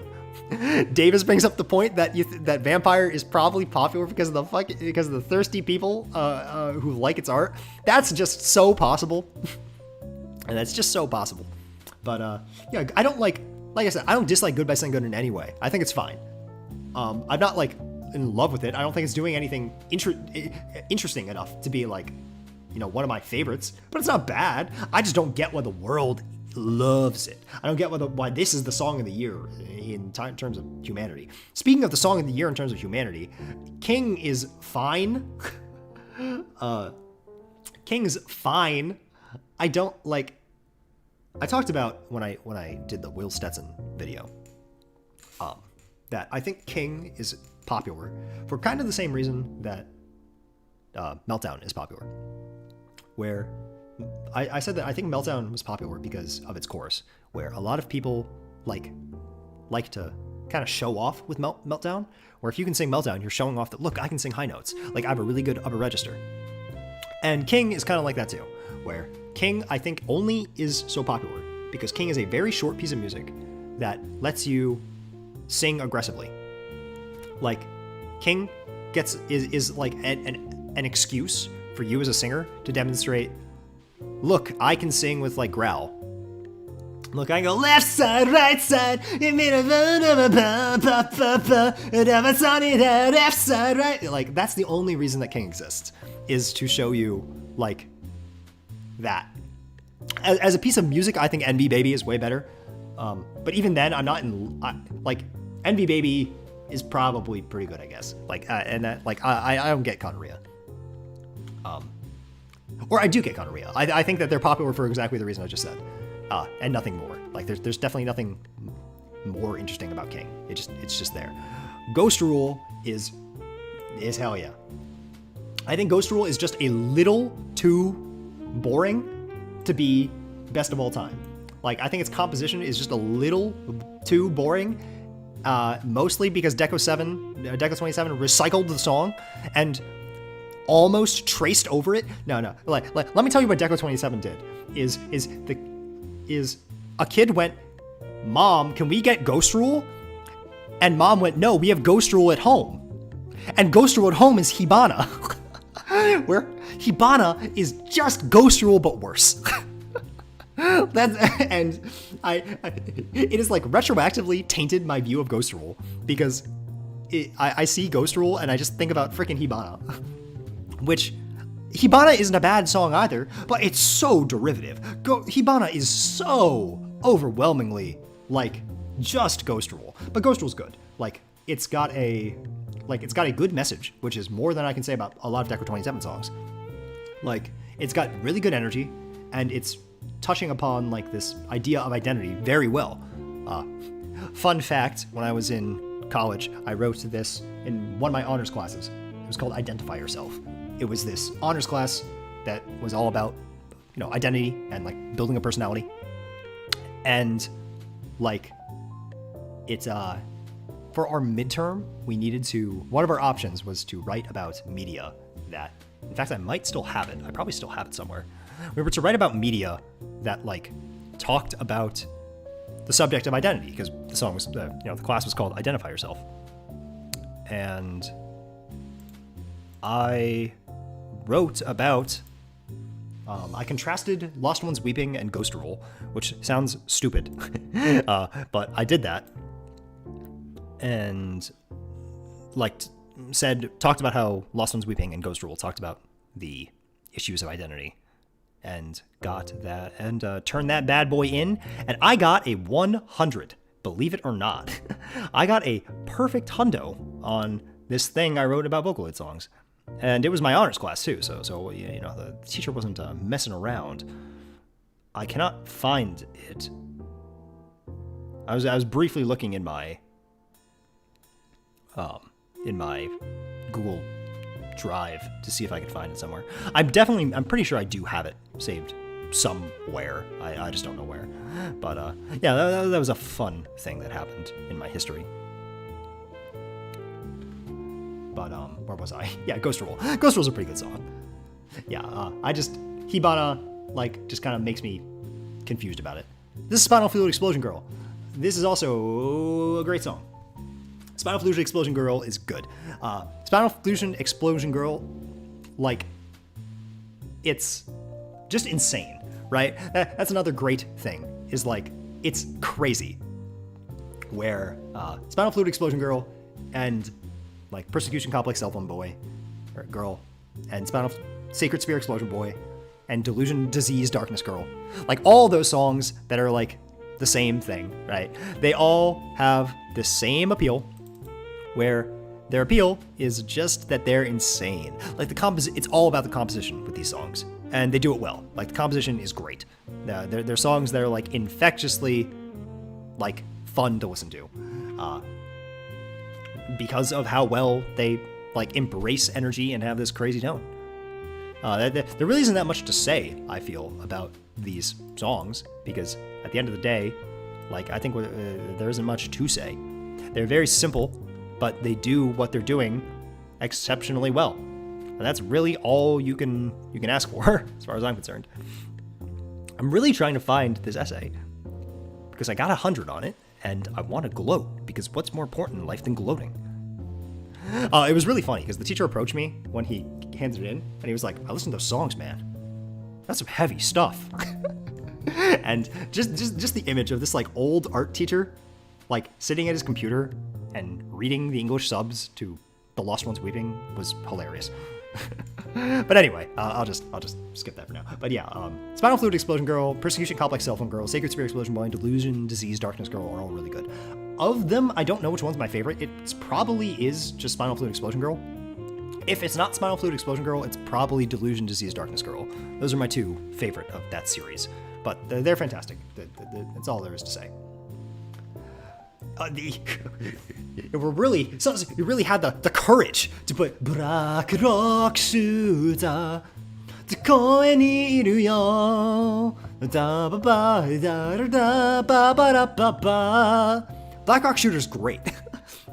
Black Rock Shooter is fantastic. It's kind of about nothing, so to speak.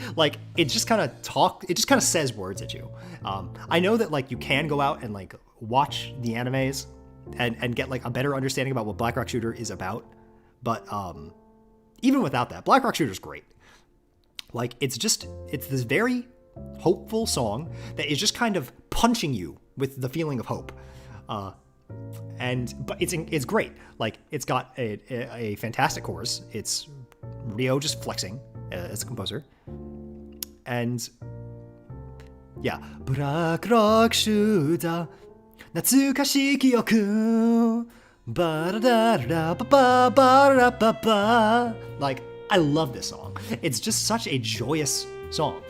I think it's another one of the things that really gets that tone quite well. Black Rock Shooter is fantastic. Fantastic piece of music. Delusion Girl, I also think is great.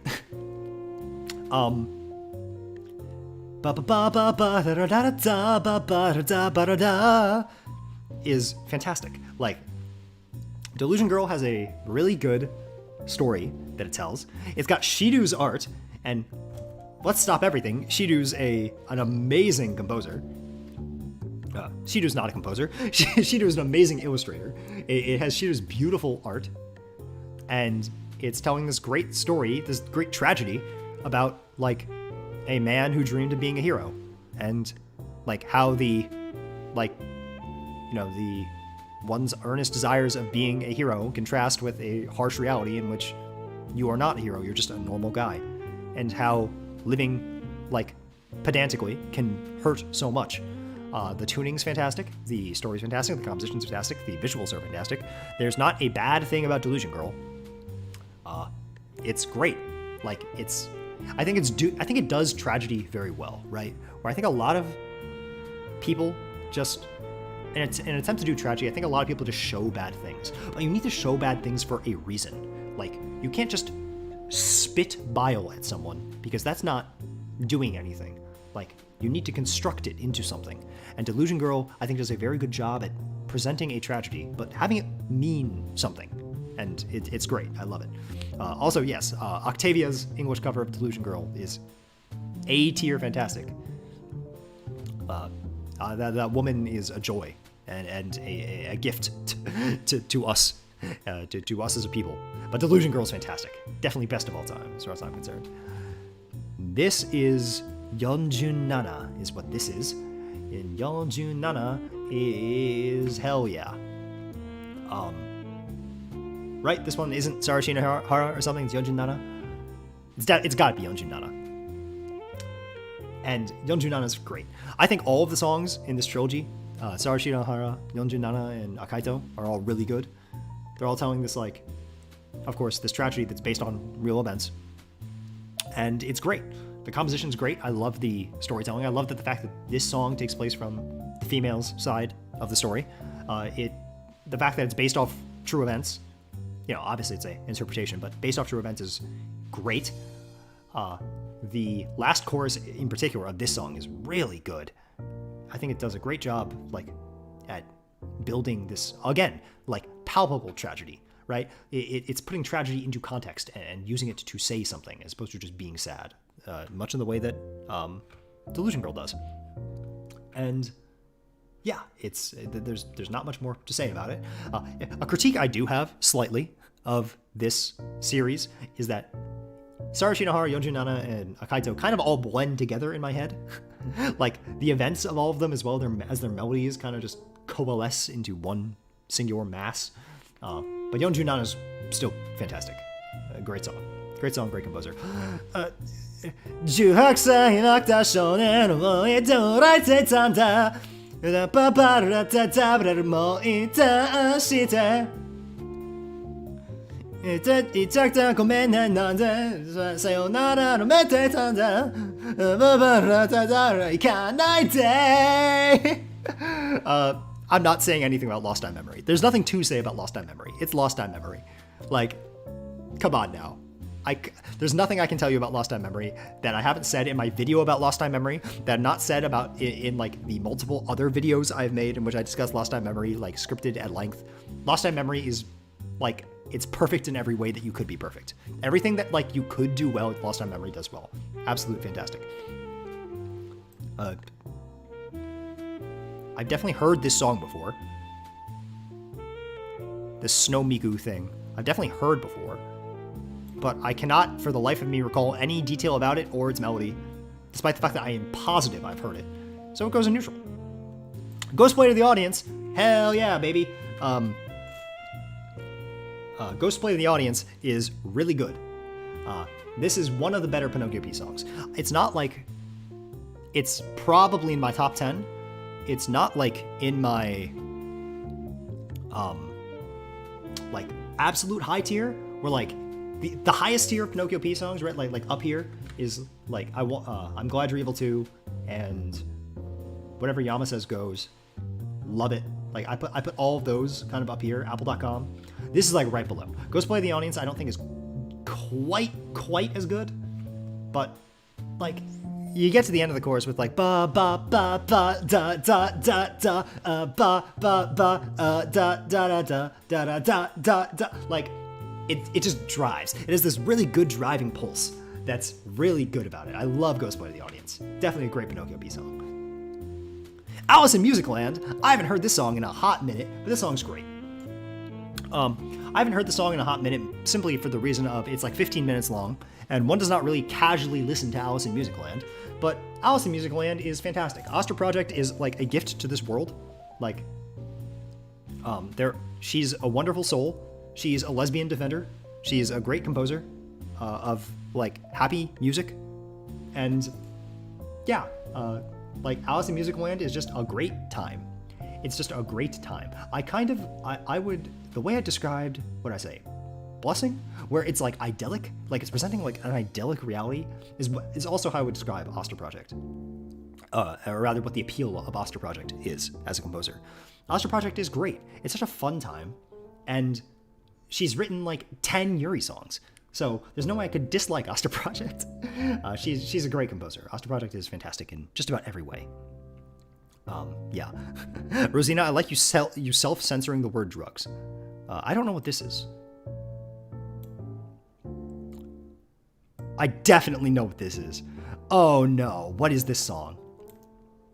What is this song? Someone tell me what this song is. Hi, Dana. Someone tell me what this song is. This song. Tell me what this song is. I know what this song is. I know what the song is, and it's hurting me. It's hurting me because my brain is not connecting the dots, and I don't know what the song is. But I'll get back to that song once I cheat and someone tells me what the name of that song is. I don't know what the song is. This song's Cobalt Blue. Cobalt Blue is okay. I don't think it's one of the better Mbuna songs. Like it's alright. It's alright. Like I don't think it's bad. I guess I'll give it a P good, I guess. But it's the lower end of P good, I guess. Right? Like I don't think it's great. But Cobalt Memories, Cobalt Blue, I thought it was called Cobalt Blue, but I guess it's Cobalt Memories. Cobalt Memories is okay. Right? Like it's fine. It's fine. I helped Reiji write some of it back in the day. That's really the only thing I remember. Cheat Code for Happiness. Cheat Code for Happiness is pretty good. Yeah, that's what it is. All of the Happiness songs are great because they're insane. But Cobalt, oh, now I feel bad. It's better than this song, but it's not quite as good as this song. I'm gonna lower Cobalt Memories. I don't really care about it. It's like I feel nothing. It's fine. It's not like one of the better Mbuna pieces. It's okay, you know. I don't know what this is, but I love the art. Q is one of the best songs ever written. Q is one of the best songs ever written. Like, Q is tied for my favorite Poa-Poa song. It's Q and then Equation are my two favorite Poa-Poa songs, with Akapenwa Dozo probably a strong number third. But Q, come on now. Q is a song that is written, that Poa-Poa wrote in memory of someone. Like, it's a song commenting about passing from the, one of those is Poker Face? Anyway, I know the song Poker Face, but yeah, Q is written from the perspective of the left behind, commenting on the deceased, and it, like, tells this really heart-wrenching story about acceptance, and, like, trying to move on with the pain that you feel, and it's great. Like, Q is like, there's nothing that, like, compares to it, right? Poa-Poa was such a master of emotion. The man was like incredibly blessed and gifted in how he was able to construct a feeling, and things like Q and things like Equation really just send you in the way that they're able to really get you. Like, it felt like Poa Poa P was like constructing his head around you. Like he was making a reality marble with his music, in which you really felt what he was going through, and that was what made all of his music so special. And Q's no exception. Q's amazing. The song's Poker Face, someone says, and if it's Poker Face, I definitely know the song Poker Face. Poker Face gets to go in P good, I guess. It's okay. It's Poker Face. It's no Q. That's all I gotta say. I don't remember the name of this song, but this song has the exact same peel as Akari-chan, so I'm going to put it right next to Akari-chan, because all of these songs are the same. All of these songs are just identical, so that's what I got to say about that. Raika fire flower boku ga ba ba da ba ba. Fire Flowers written by Haliose. Same guy who wrote Blessing. It's okay. Like, it's okay. It's a Len song. It's funny, if anything. I think it's just not quite interesting enough for me to put it in Hell Yeah, but it's not bad. I like that it's kind of incesty, which is always fun. There's subtle allusions to the fact that Len is singing about Rin, and they may or may not be related in the context of the song. That's always a classic, but it's okay.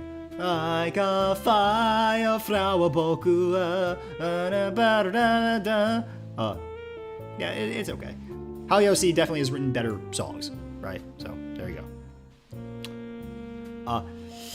Bad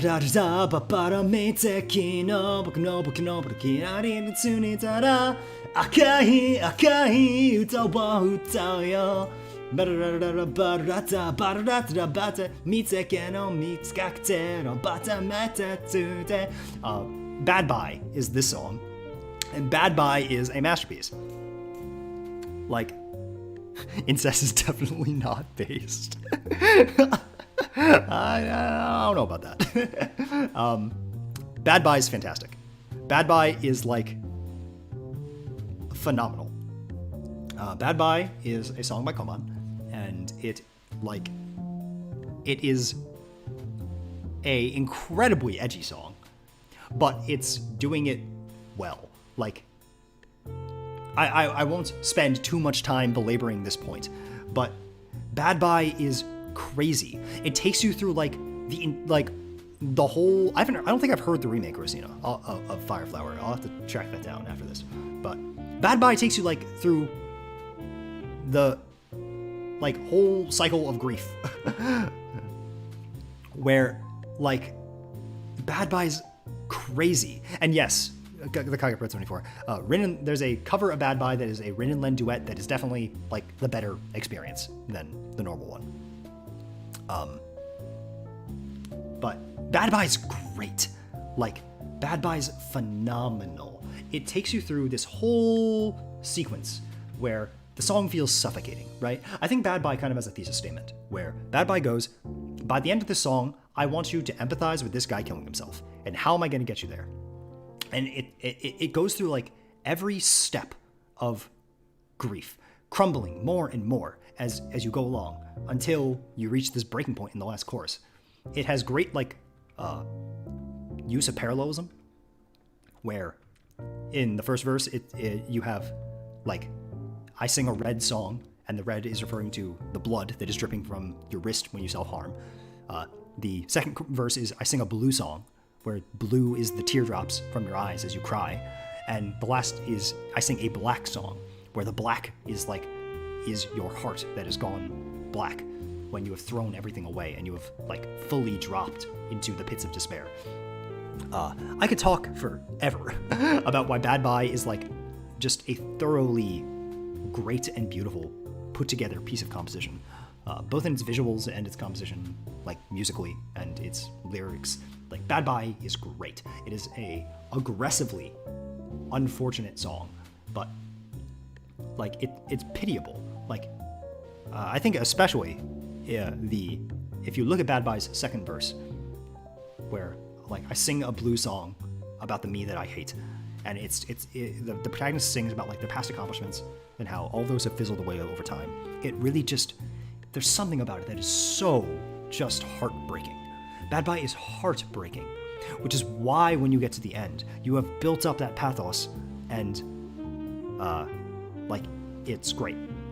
Did I mention Bad Buy in my video about songs you like by producers you don't? Yes, I did. But I wasn't saying that Bad Buy is one of those songs that I like by a producer that I don't. I was saying that I was comparing Bad Buy to Oswald, and I've decided that I'm going to make a video that is more explicitly doing this. But I was comparing Bad Buy to Oswald, and I think that Bad Buy I think that Oswald was trying to be like Bad Buy in terms of like the feeling it was trying to produce. But I think that Bad Buy succeeds in where I very much empathize with the plights that are discussed in Bad Buy, but I don't really feel them in Oswald. And there's plenty of reasons for that, but Bad Buy is a fantastic piece of music. It's phenomenal. Koman's a legend. Phenomenal forever. I don't know this cat thing. I don't know what this is. This is a cat. It's a cat. I don't know. People allergy is pretty good, I guess. This producer in general, I'm okay. I'm a little mixed on. I don't dislike them, but I don't think... I know that this producer really, really hits home for a lot of people. A lot of people love this producer. And I get it. I definitely get why someone would like this producer, but it's not my bag, specifically. You know, I'm not, like, super duper in love with them. But it's alright. It's alright. People Allergy is a fine song. This is a Zootopia song. I can tell by looking at it, but I don't know what it is. Which Zootopia song is this? I'm gonna say it's pretty good, I guess, because I generally like most Zootopia songs, but I don't know, man.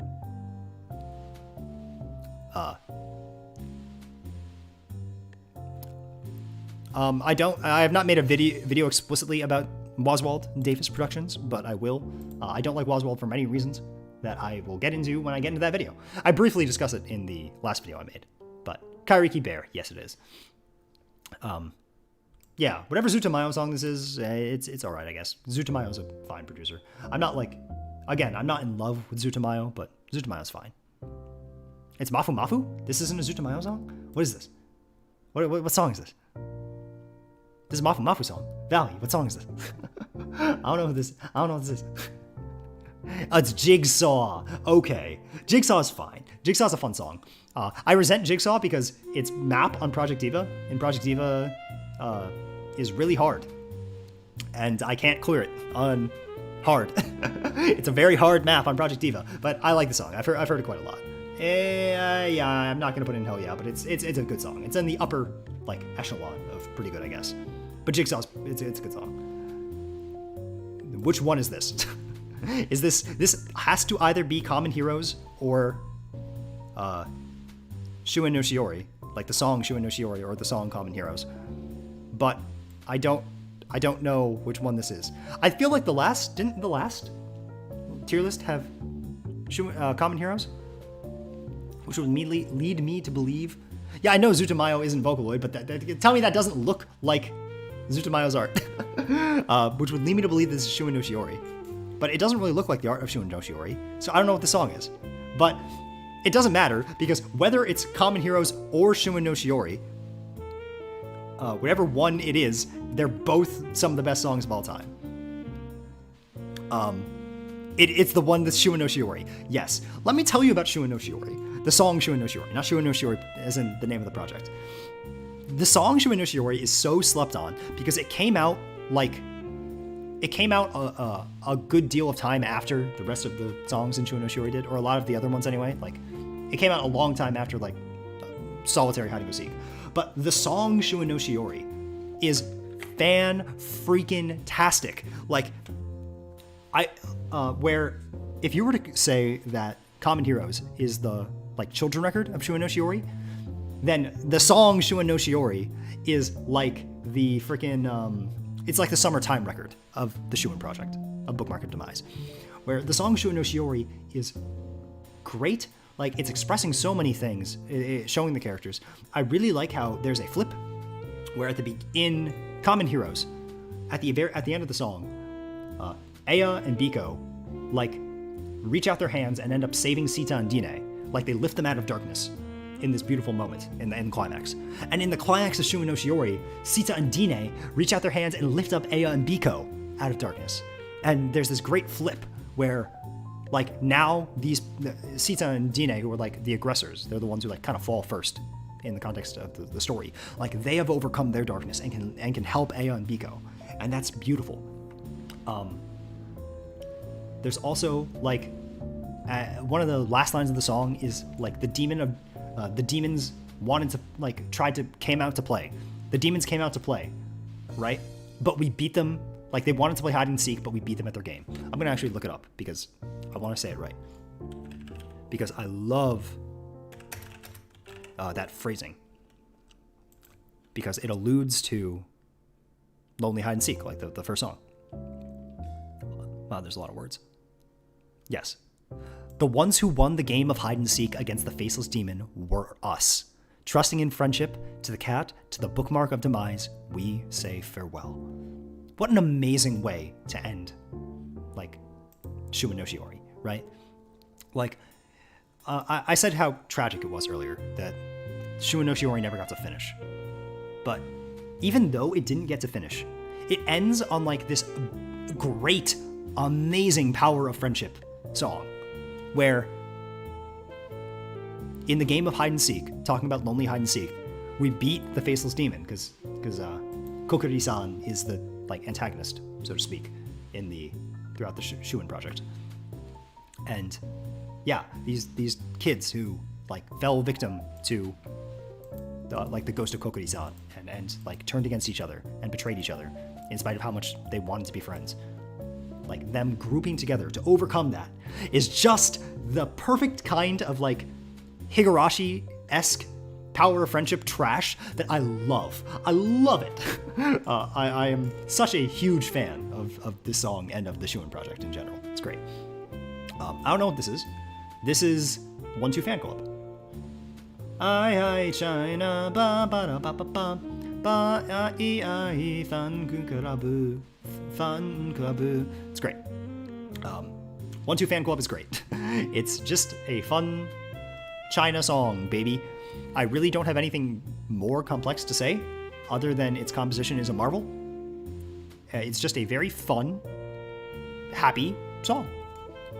Hi China ba ba ba ba ba ba. It's great. Da da da fan club. Which song is this? Now I don't know which Pinocchio P song is this.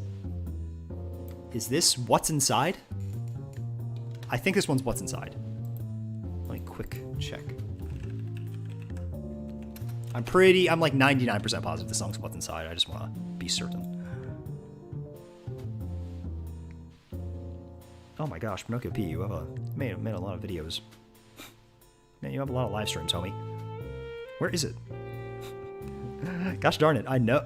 This song is What's Inside. It's gotta be. I can't find it on Pinocchio P's channel because he's got so many things. But this has to be What's Inside, right? Yeah, it's What's Inside. I was right. Okay, cool. What's Inside? Where did I put it? Yeah, it's pretty good, I guess. That's about where I can stay. What's Inside is not one of my favorite Pinocchio P songs. It's fine. I don't quite think it reaches that like infectious compositional level that like Ghostblood of the Audience does, but it's fine. Like I don't dislike it. It's okay. You know, it's fine. It's fine. That's how I think about it inside. This is that Mako song whose name I can never remember, but this song is pretty good too. I can never remember the name of the song. Literally never. Nope, never. But this song is great, mostly just because it has Mako, and I have a predisposition to kind of like every Mako song. I don't think there has been a Mako song that I have not liked in like recent memory, because not many people use Mako, even though Mako is great and a girl boss. So I am predisposed to be sympathetic towards Mako and to like her quite a lot. So Mako's great. Listen to the song just because Mako is in it. That's all you need to know. I don't need any more information to like Pinocchio P. To like Pinocchio P. I saw someone say Pinocchio P, so I said it out loud. To like Mako. Pinocchio P tier list would probably be pretty fun. I could definitely rank Pinocchio P's songs pretty well. there's definitely a spectrum in Pinocchio P's quality as far as I'm concerned. Jitterbug, that's what it's called. Yeah, song's great. Song's great. It's got, in fact, the more I talk about it, the more I realize that I really do like the song. And like I'm saying, a lot of it might just be because it's Mako, and I'm predisposed to like Mako. But even so, the heart wants what the heart wants, and I want Mako, so the song's good. Lag Train, I don't care about at all. Lag Train, I couldn't care less. I think the song is incredibly boring, and I don't get it. I don't get it at all. I don't like it. It's a song. Yeah. Oh, it's a Jitterbug? No, I don't think it is. But yeah, Lag Train gets to go there. I don't care. I couldn't care less. Now we're reaching a different level of. Konna sekai ba ba ba da da da ba ba ba da da da da da da da. This is my favorite song. I've decided long ago and far away that I Want to Be Your Heart had supplanted Irony as being my favorite song. I adore this piece of music. I Want to Be Your Heart is by Yuri Cannon, and it is just about everything I could ever ask for in a piece of music. It is this tragic, emotional song about like the value of kindness, and like it's about coping with loss and the value of kindness and how to be like a better person. All wrapped up into one little bow. Like, there is so much I could say about I Want to Be Your Heart. And I probably should. Make a video documenting why this is literally my favorite song now. But everything about it is breathtaking. And particularly, I really, really want to point out Yuri Cannon's pen, where like, I think that a lot of the phrasing in the last two stanzas of the song are beautiful. Specifically, just to point out a couple lines that I adore. Like, the way the instrument break cuts into, like, wanting to die, wishing to die, I keep living another day. Wishing to live, you lose sight of the future. Like, that contrast between, like, the tragedy of the main character who was always, like, trapped in their own grief and depression. Contrasted with this girl who helped her and taught her to live, being the one who lost their life. That contrast being like so tragic. I love the phrasing of whenever the song gets to the Boku no Jigoku, like within my hell, you're my light without fail, is such a powerful phrase, especially where it goes, like where it lands in the song, like at the end, where you know, throughout everything, even having lost you, when I was in hell, you saved me. Like, the way that is phrased is so perfect. Everything about I Want to Be Your Heart is so good. It's just phenomenal. Like, I do not have enough praise to give this song.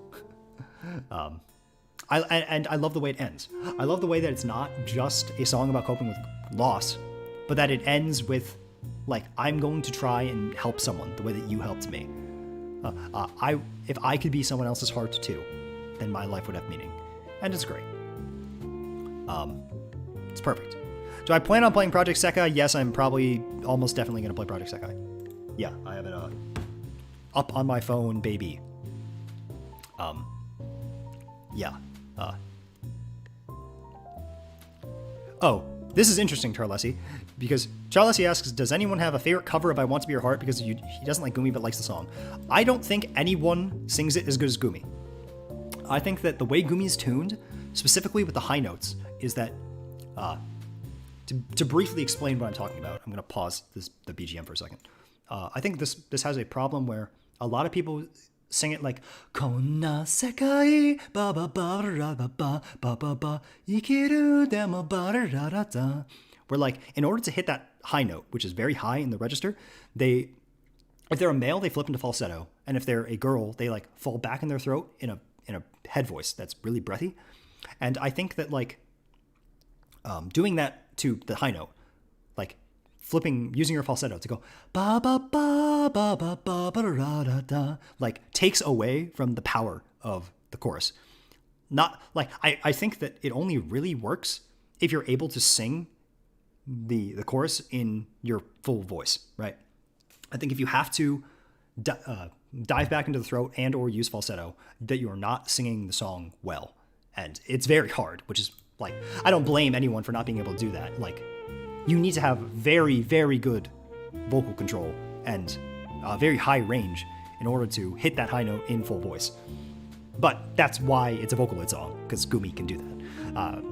I think a lot of covers like make that compromise because it's the only way they can sing the song and don't come out sounding, or don't come out really having the same like tone that the song is supposed to have because of it.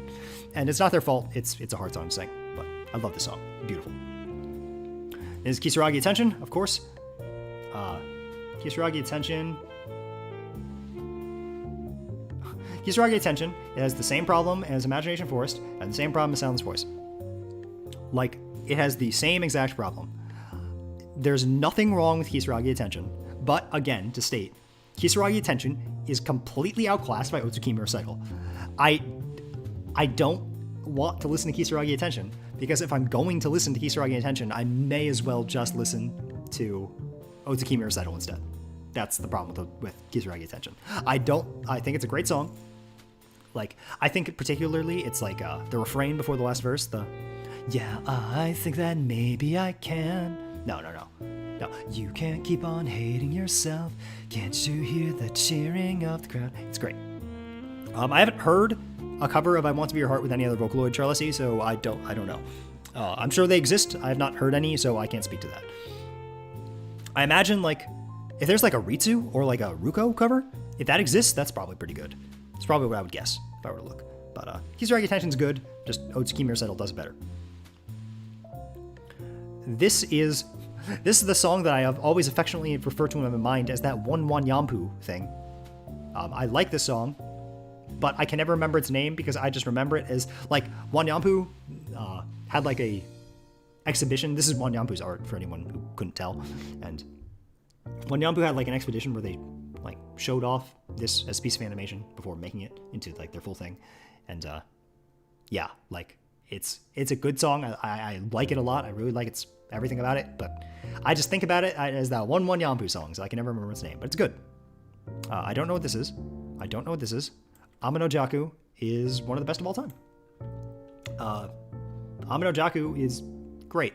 I don't need to, like, it's another one of those things where I feel like for some things I have to explain myself, right? Like, not everyone is going to understand why I love Kachidoki-San. Not everyone's going to explain why I like Delusion Girl, right? But like, Alluring Secret Black Vow, my throat's having a rough time. Kokoro Nashi, Alluring Secret Black Vow, Amano Jaku, like, do I need to tell you why it's good? Do I need to tell you why Heavenly Weakness is one of the most like iconic Gumi songs? Like, most iconic early Gumi songs ever? Also, depending on like which video you watch, like it's also Yuri Core, which is right up my alley. It's great. Amano Jaku's amazing, and that's all I gotta say. Like, nothing more to say than that. Amano Jaku is fantastic. This is Konoha. I can only assume this is Konoha's State of the World, but I don't remember this image ever appearing in Konoha's State of the World.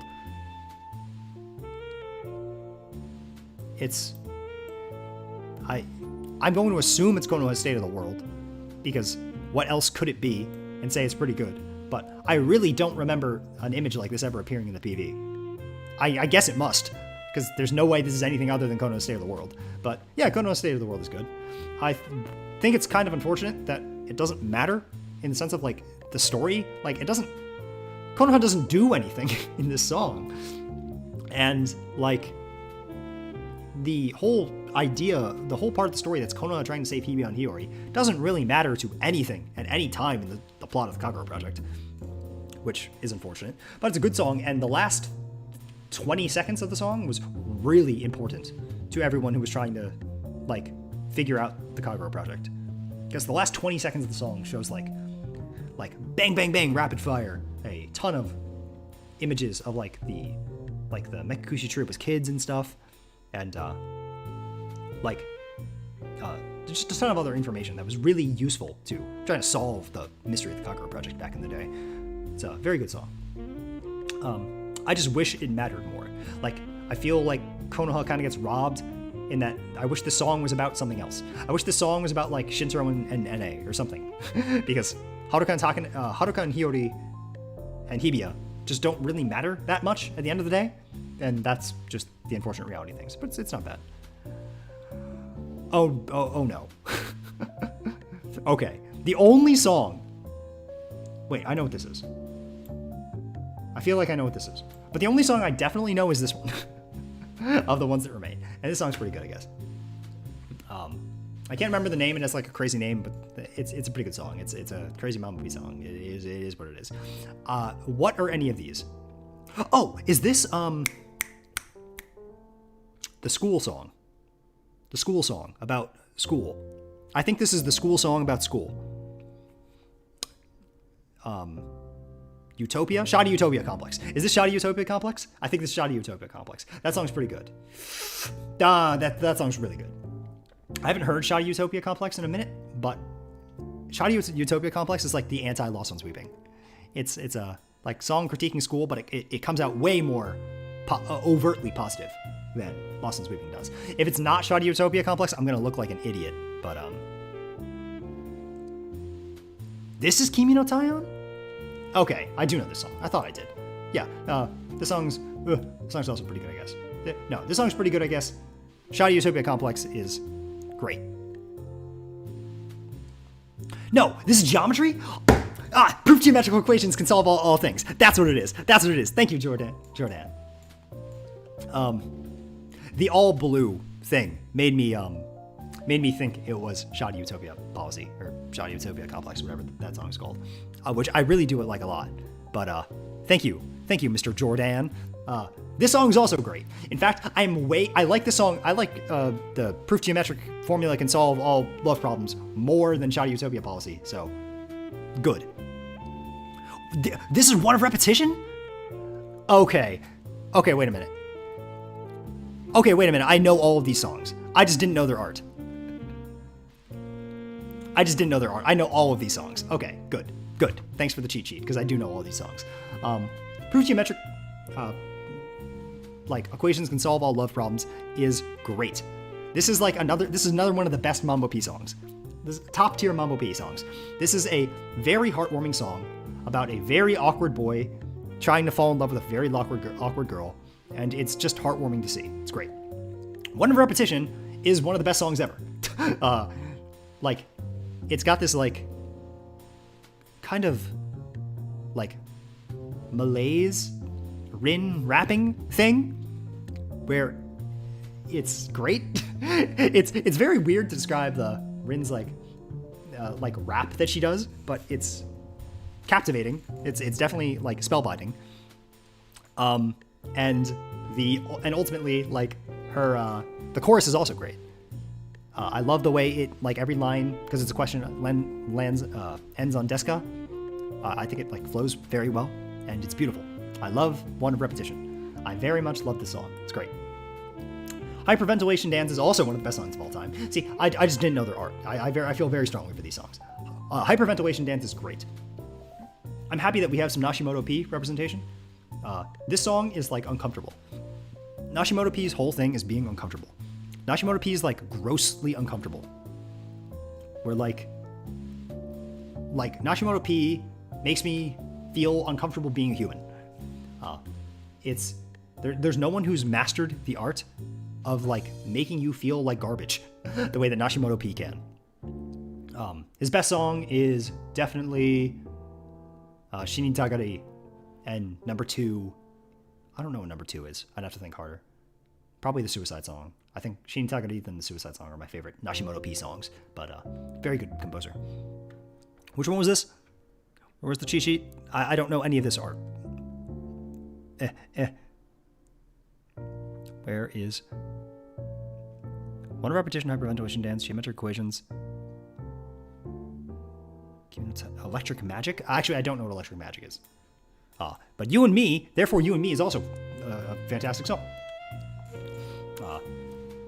Extremely catchy, very heartfelt. It's fantastic. See, we would have lost some real bangers. 1, 2, 3, 4. Very high-ranked bangers without the cheat sheets. And that's my problem. That's my problem, is not recognizing, like, visually recognizing the things, the equations, not recognizing the artwork for stuff. But yes, I guess now that this is done, right? Yeah, it's done. I will go through and say what my favorite song from every category is, because why not, right? My favorite song in I Want to Be Your Heart category is I Want to Be Your Heart. My favorite song in Best of All Time is, ooh, this is a hard question.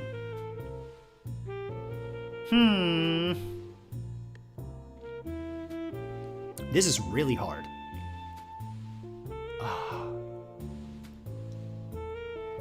I'm going to say it's Q. I'm going to say my favorite song in this category is Q. But these are all phenomenal. Like, I wouldn't put them here if I didn't very much, dearly love every one of these songs. But I'm going to say the best one's Q. The best in this category... let's see here. Let's see. Oh, this is also pretty hard.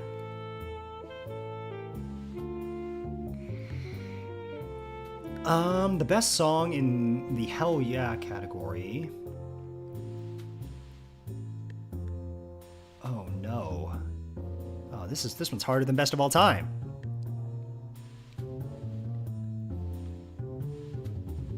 I'm going to say it is a tie, because I'm cheating, between Daughter of White. It's a tie between Daughter of White, Yeonjun Nana,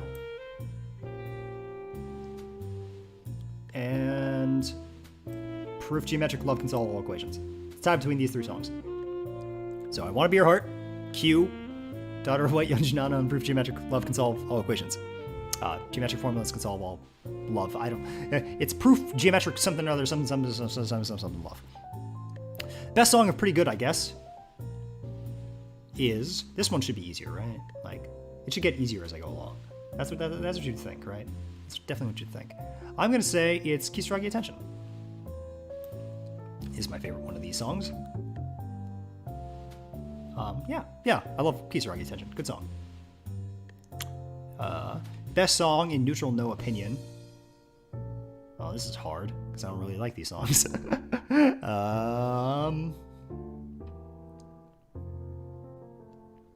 Setsuna Drive. Or, no. See, I don't trust my memories, because I only vaguely recall Setsuna Drive, so I feel like saying it's the best one is kind of not fair.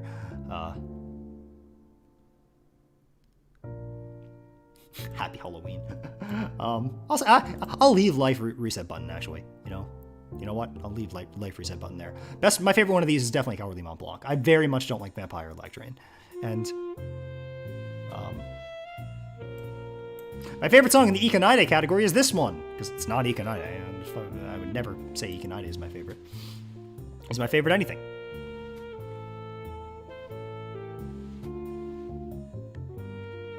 Spikehead Boy? Spikehead Boy? I feel like I know what As You Like It is. I feel like I know what that song is, but I can't recall. Can't recall. But yes, favorite song here is I Want to Be Your Heart, because this is the best song ever. It's the best song ever. It's such the best song ever. In fact, let me just quicken. Yeah. Let's see here.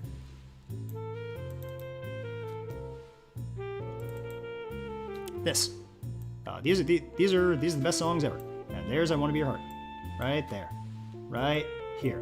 Right here. I like this one. That's the best one there. Yeah, so that concludes this wonderful story. Yeah, zoom out and appreciate this in all of its glory. And there's the list of everything I know. Not many I don't like, which is good. More songs I like than songs I don't. Yeah, I definitely know the song As You Like It. Where is it? The second one on the last row. This? Oh, yeah, there it is.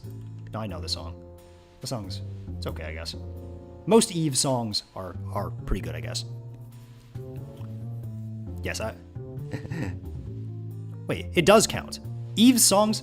Oh, okay, if people don't know, all of Eve's songs are Vocaloid songs. Like, on YouTube, Eve only uploads, like, his self-covers, but on Nico Nico Doga, he posts all of them as Hatsune Miku songs. Like, every Eve song is a Vocaloid song. So, if anyone's trying to disqualify Eve's music because, like, they only know YouTube, like, Eve is a Vocaloid composer.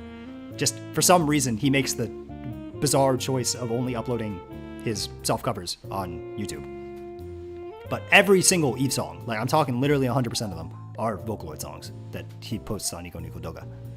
So it's absolutely fair for this to be on this list. But yes, I'd say most Eve songs live in this category of pretty good, I guess. And there we have the list. From Ikanaide to I Want to Be Your Heart, baby. Yes, deadass. Absolutely. 1 second.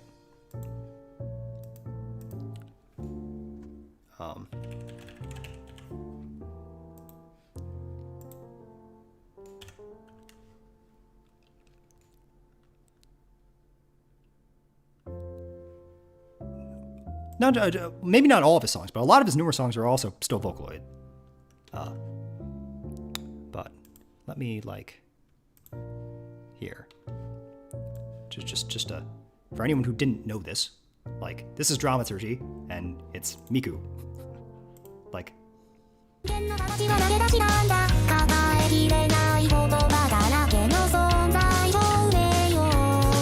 Yeah, on Nico Nico Doga, Eve's a Vocaloid artist.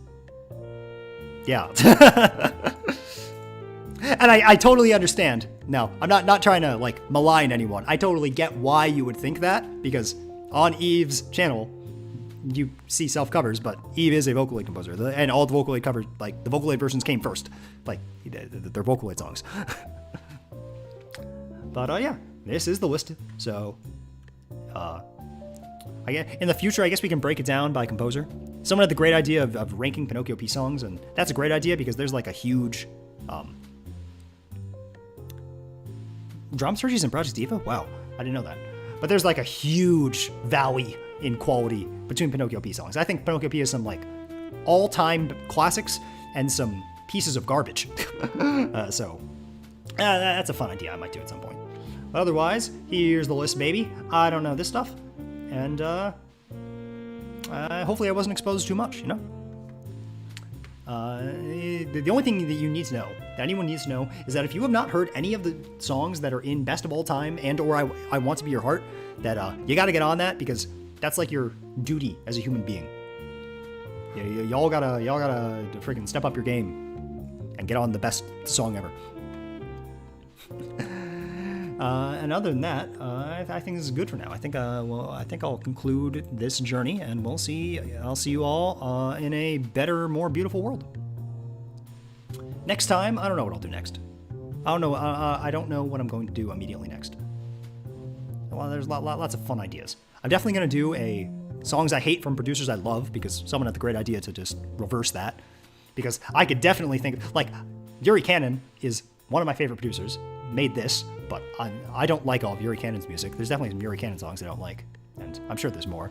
It's definitely an easy thing. I don't like all of Jin's music. But yeah. Everyone, make sure to list some of your. If anyone wants to make this list, do this tier list, they should, and send it on Twitter or something. I'd like to see it. Other than that, everyone, have a good day, have a good evening, and I wish you all well. Bye o na nora, my friends. Bye o natara. Yes, Kage Pro 24. Don't make a third one. Don't do that. That's it was already ridiculous that you made two.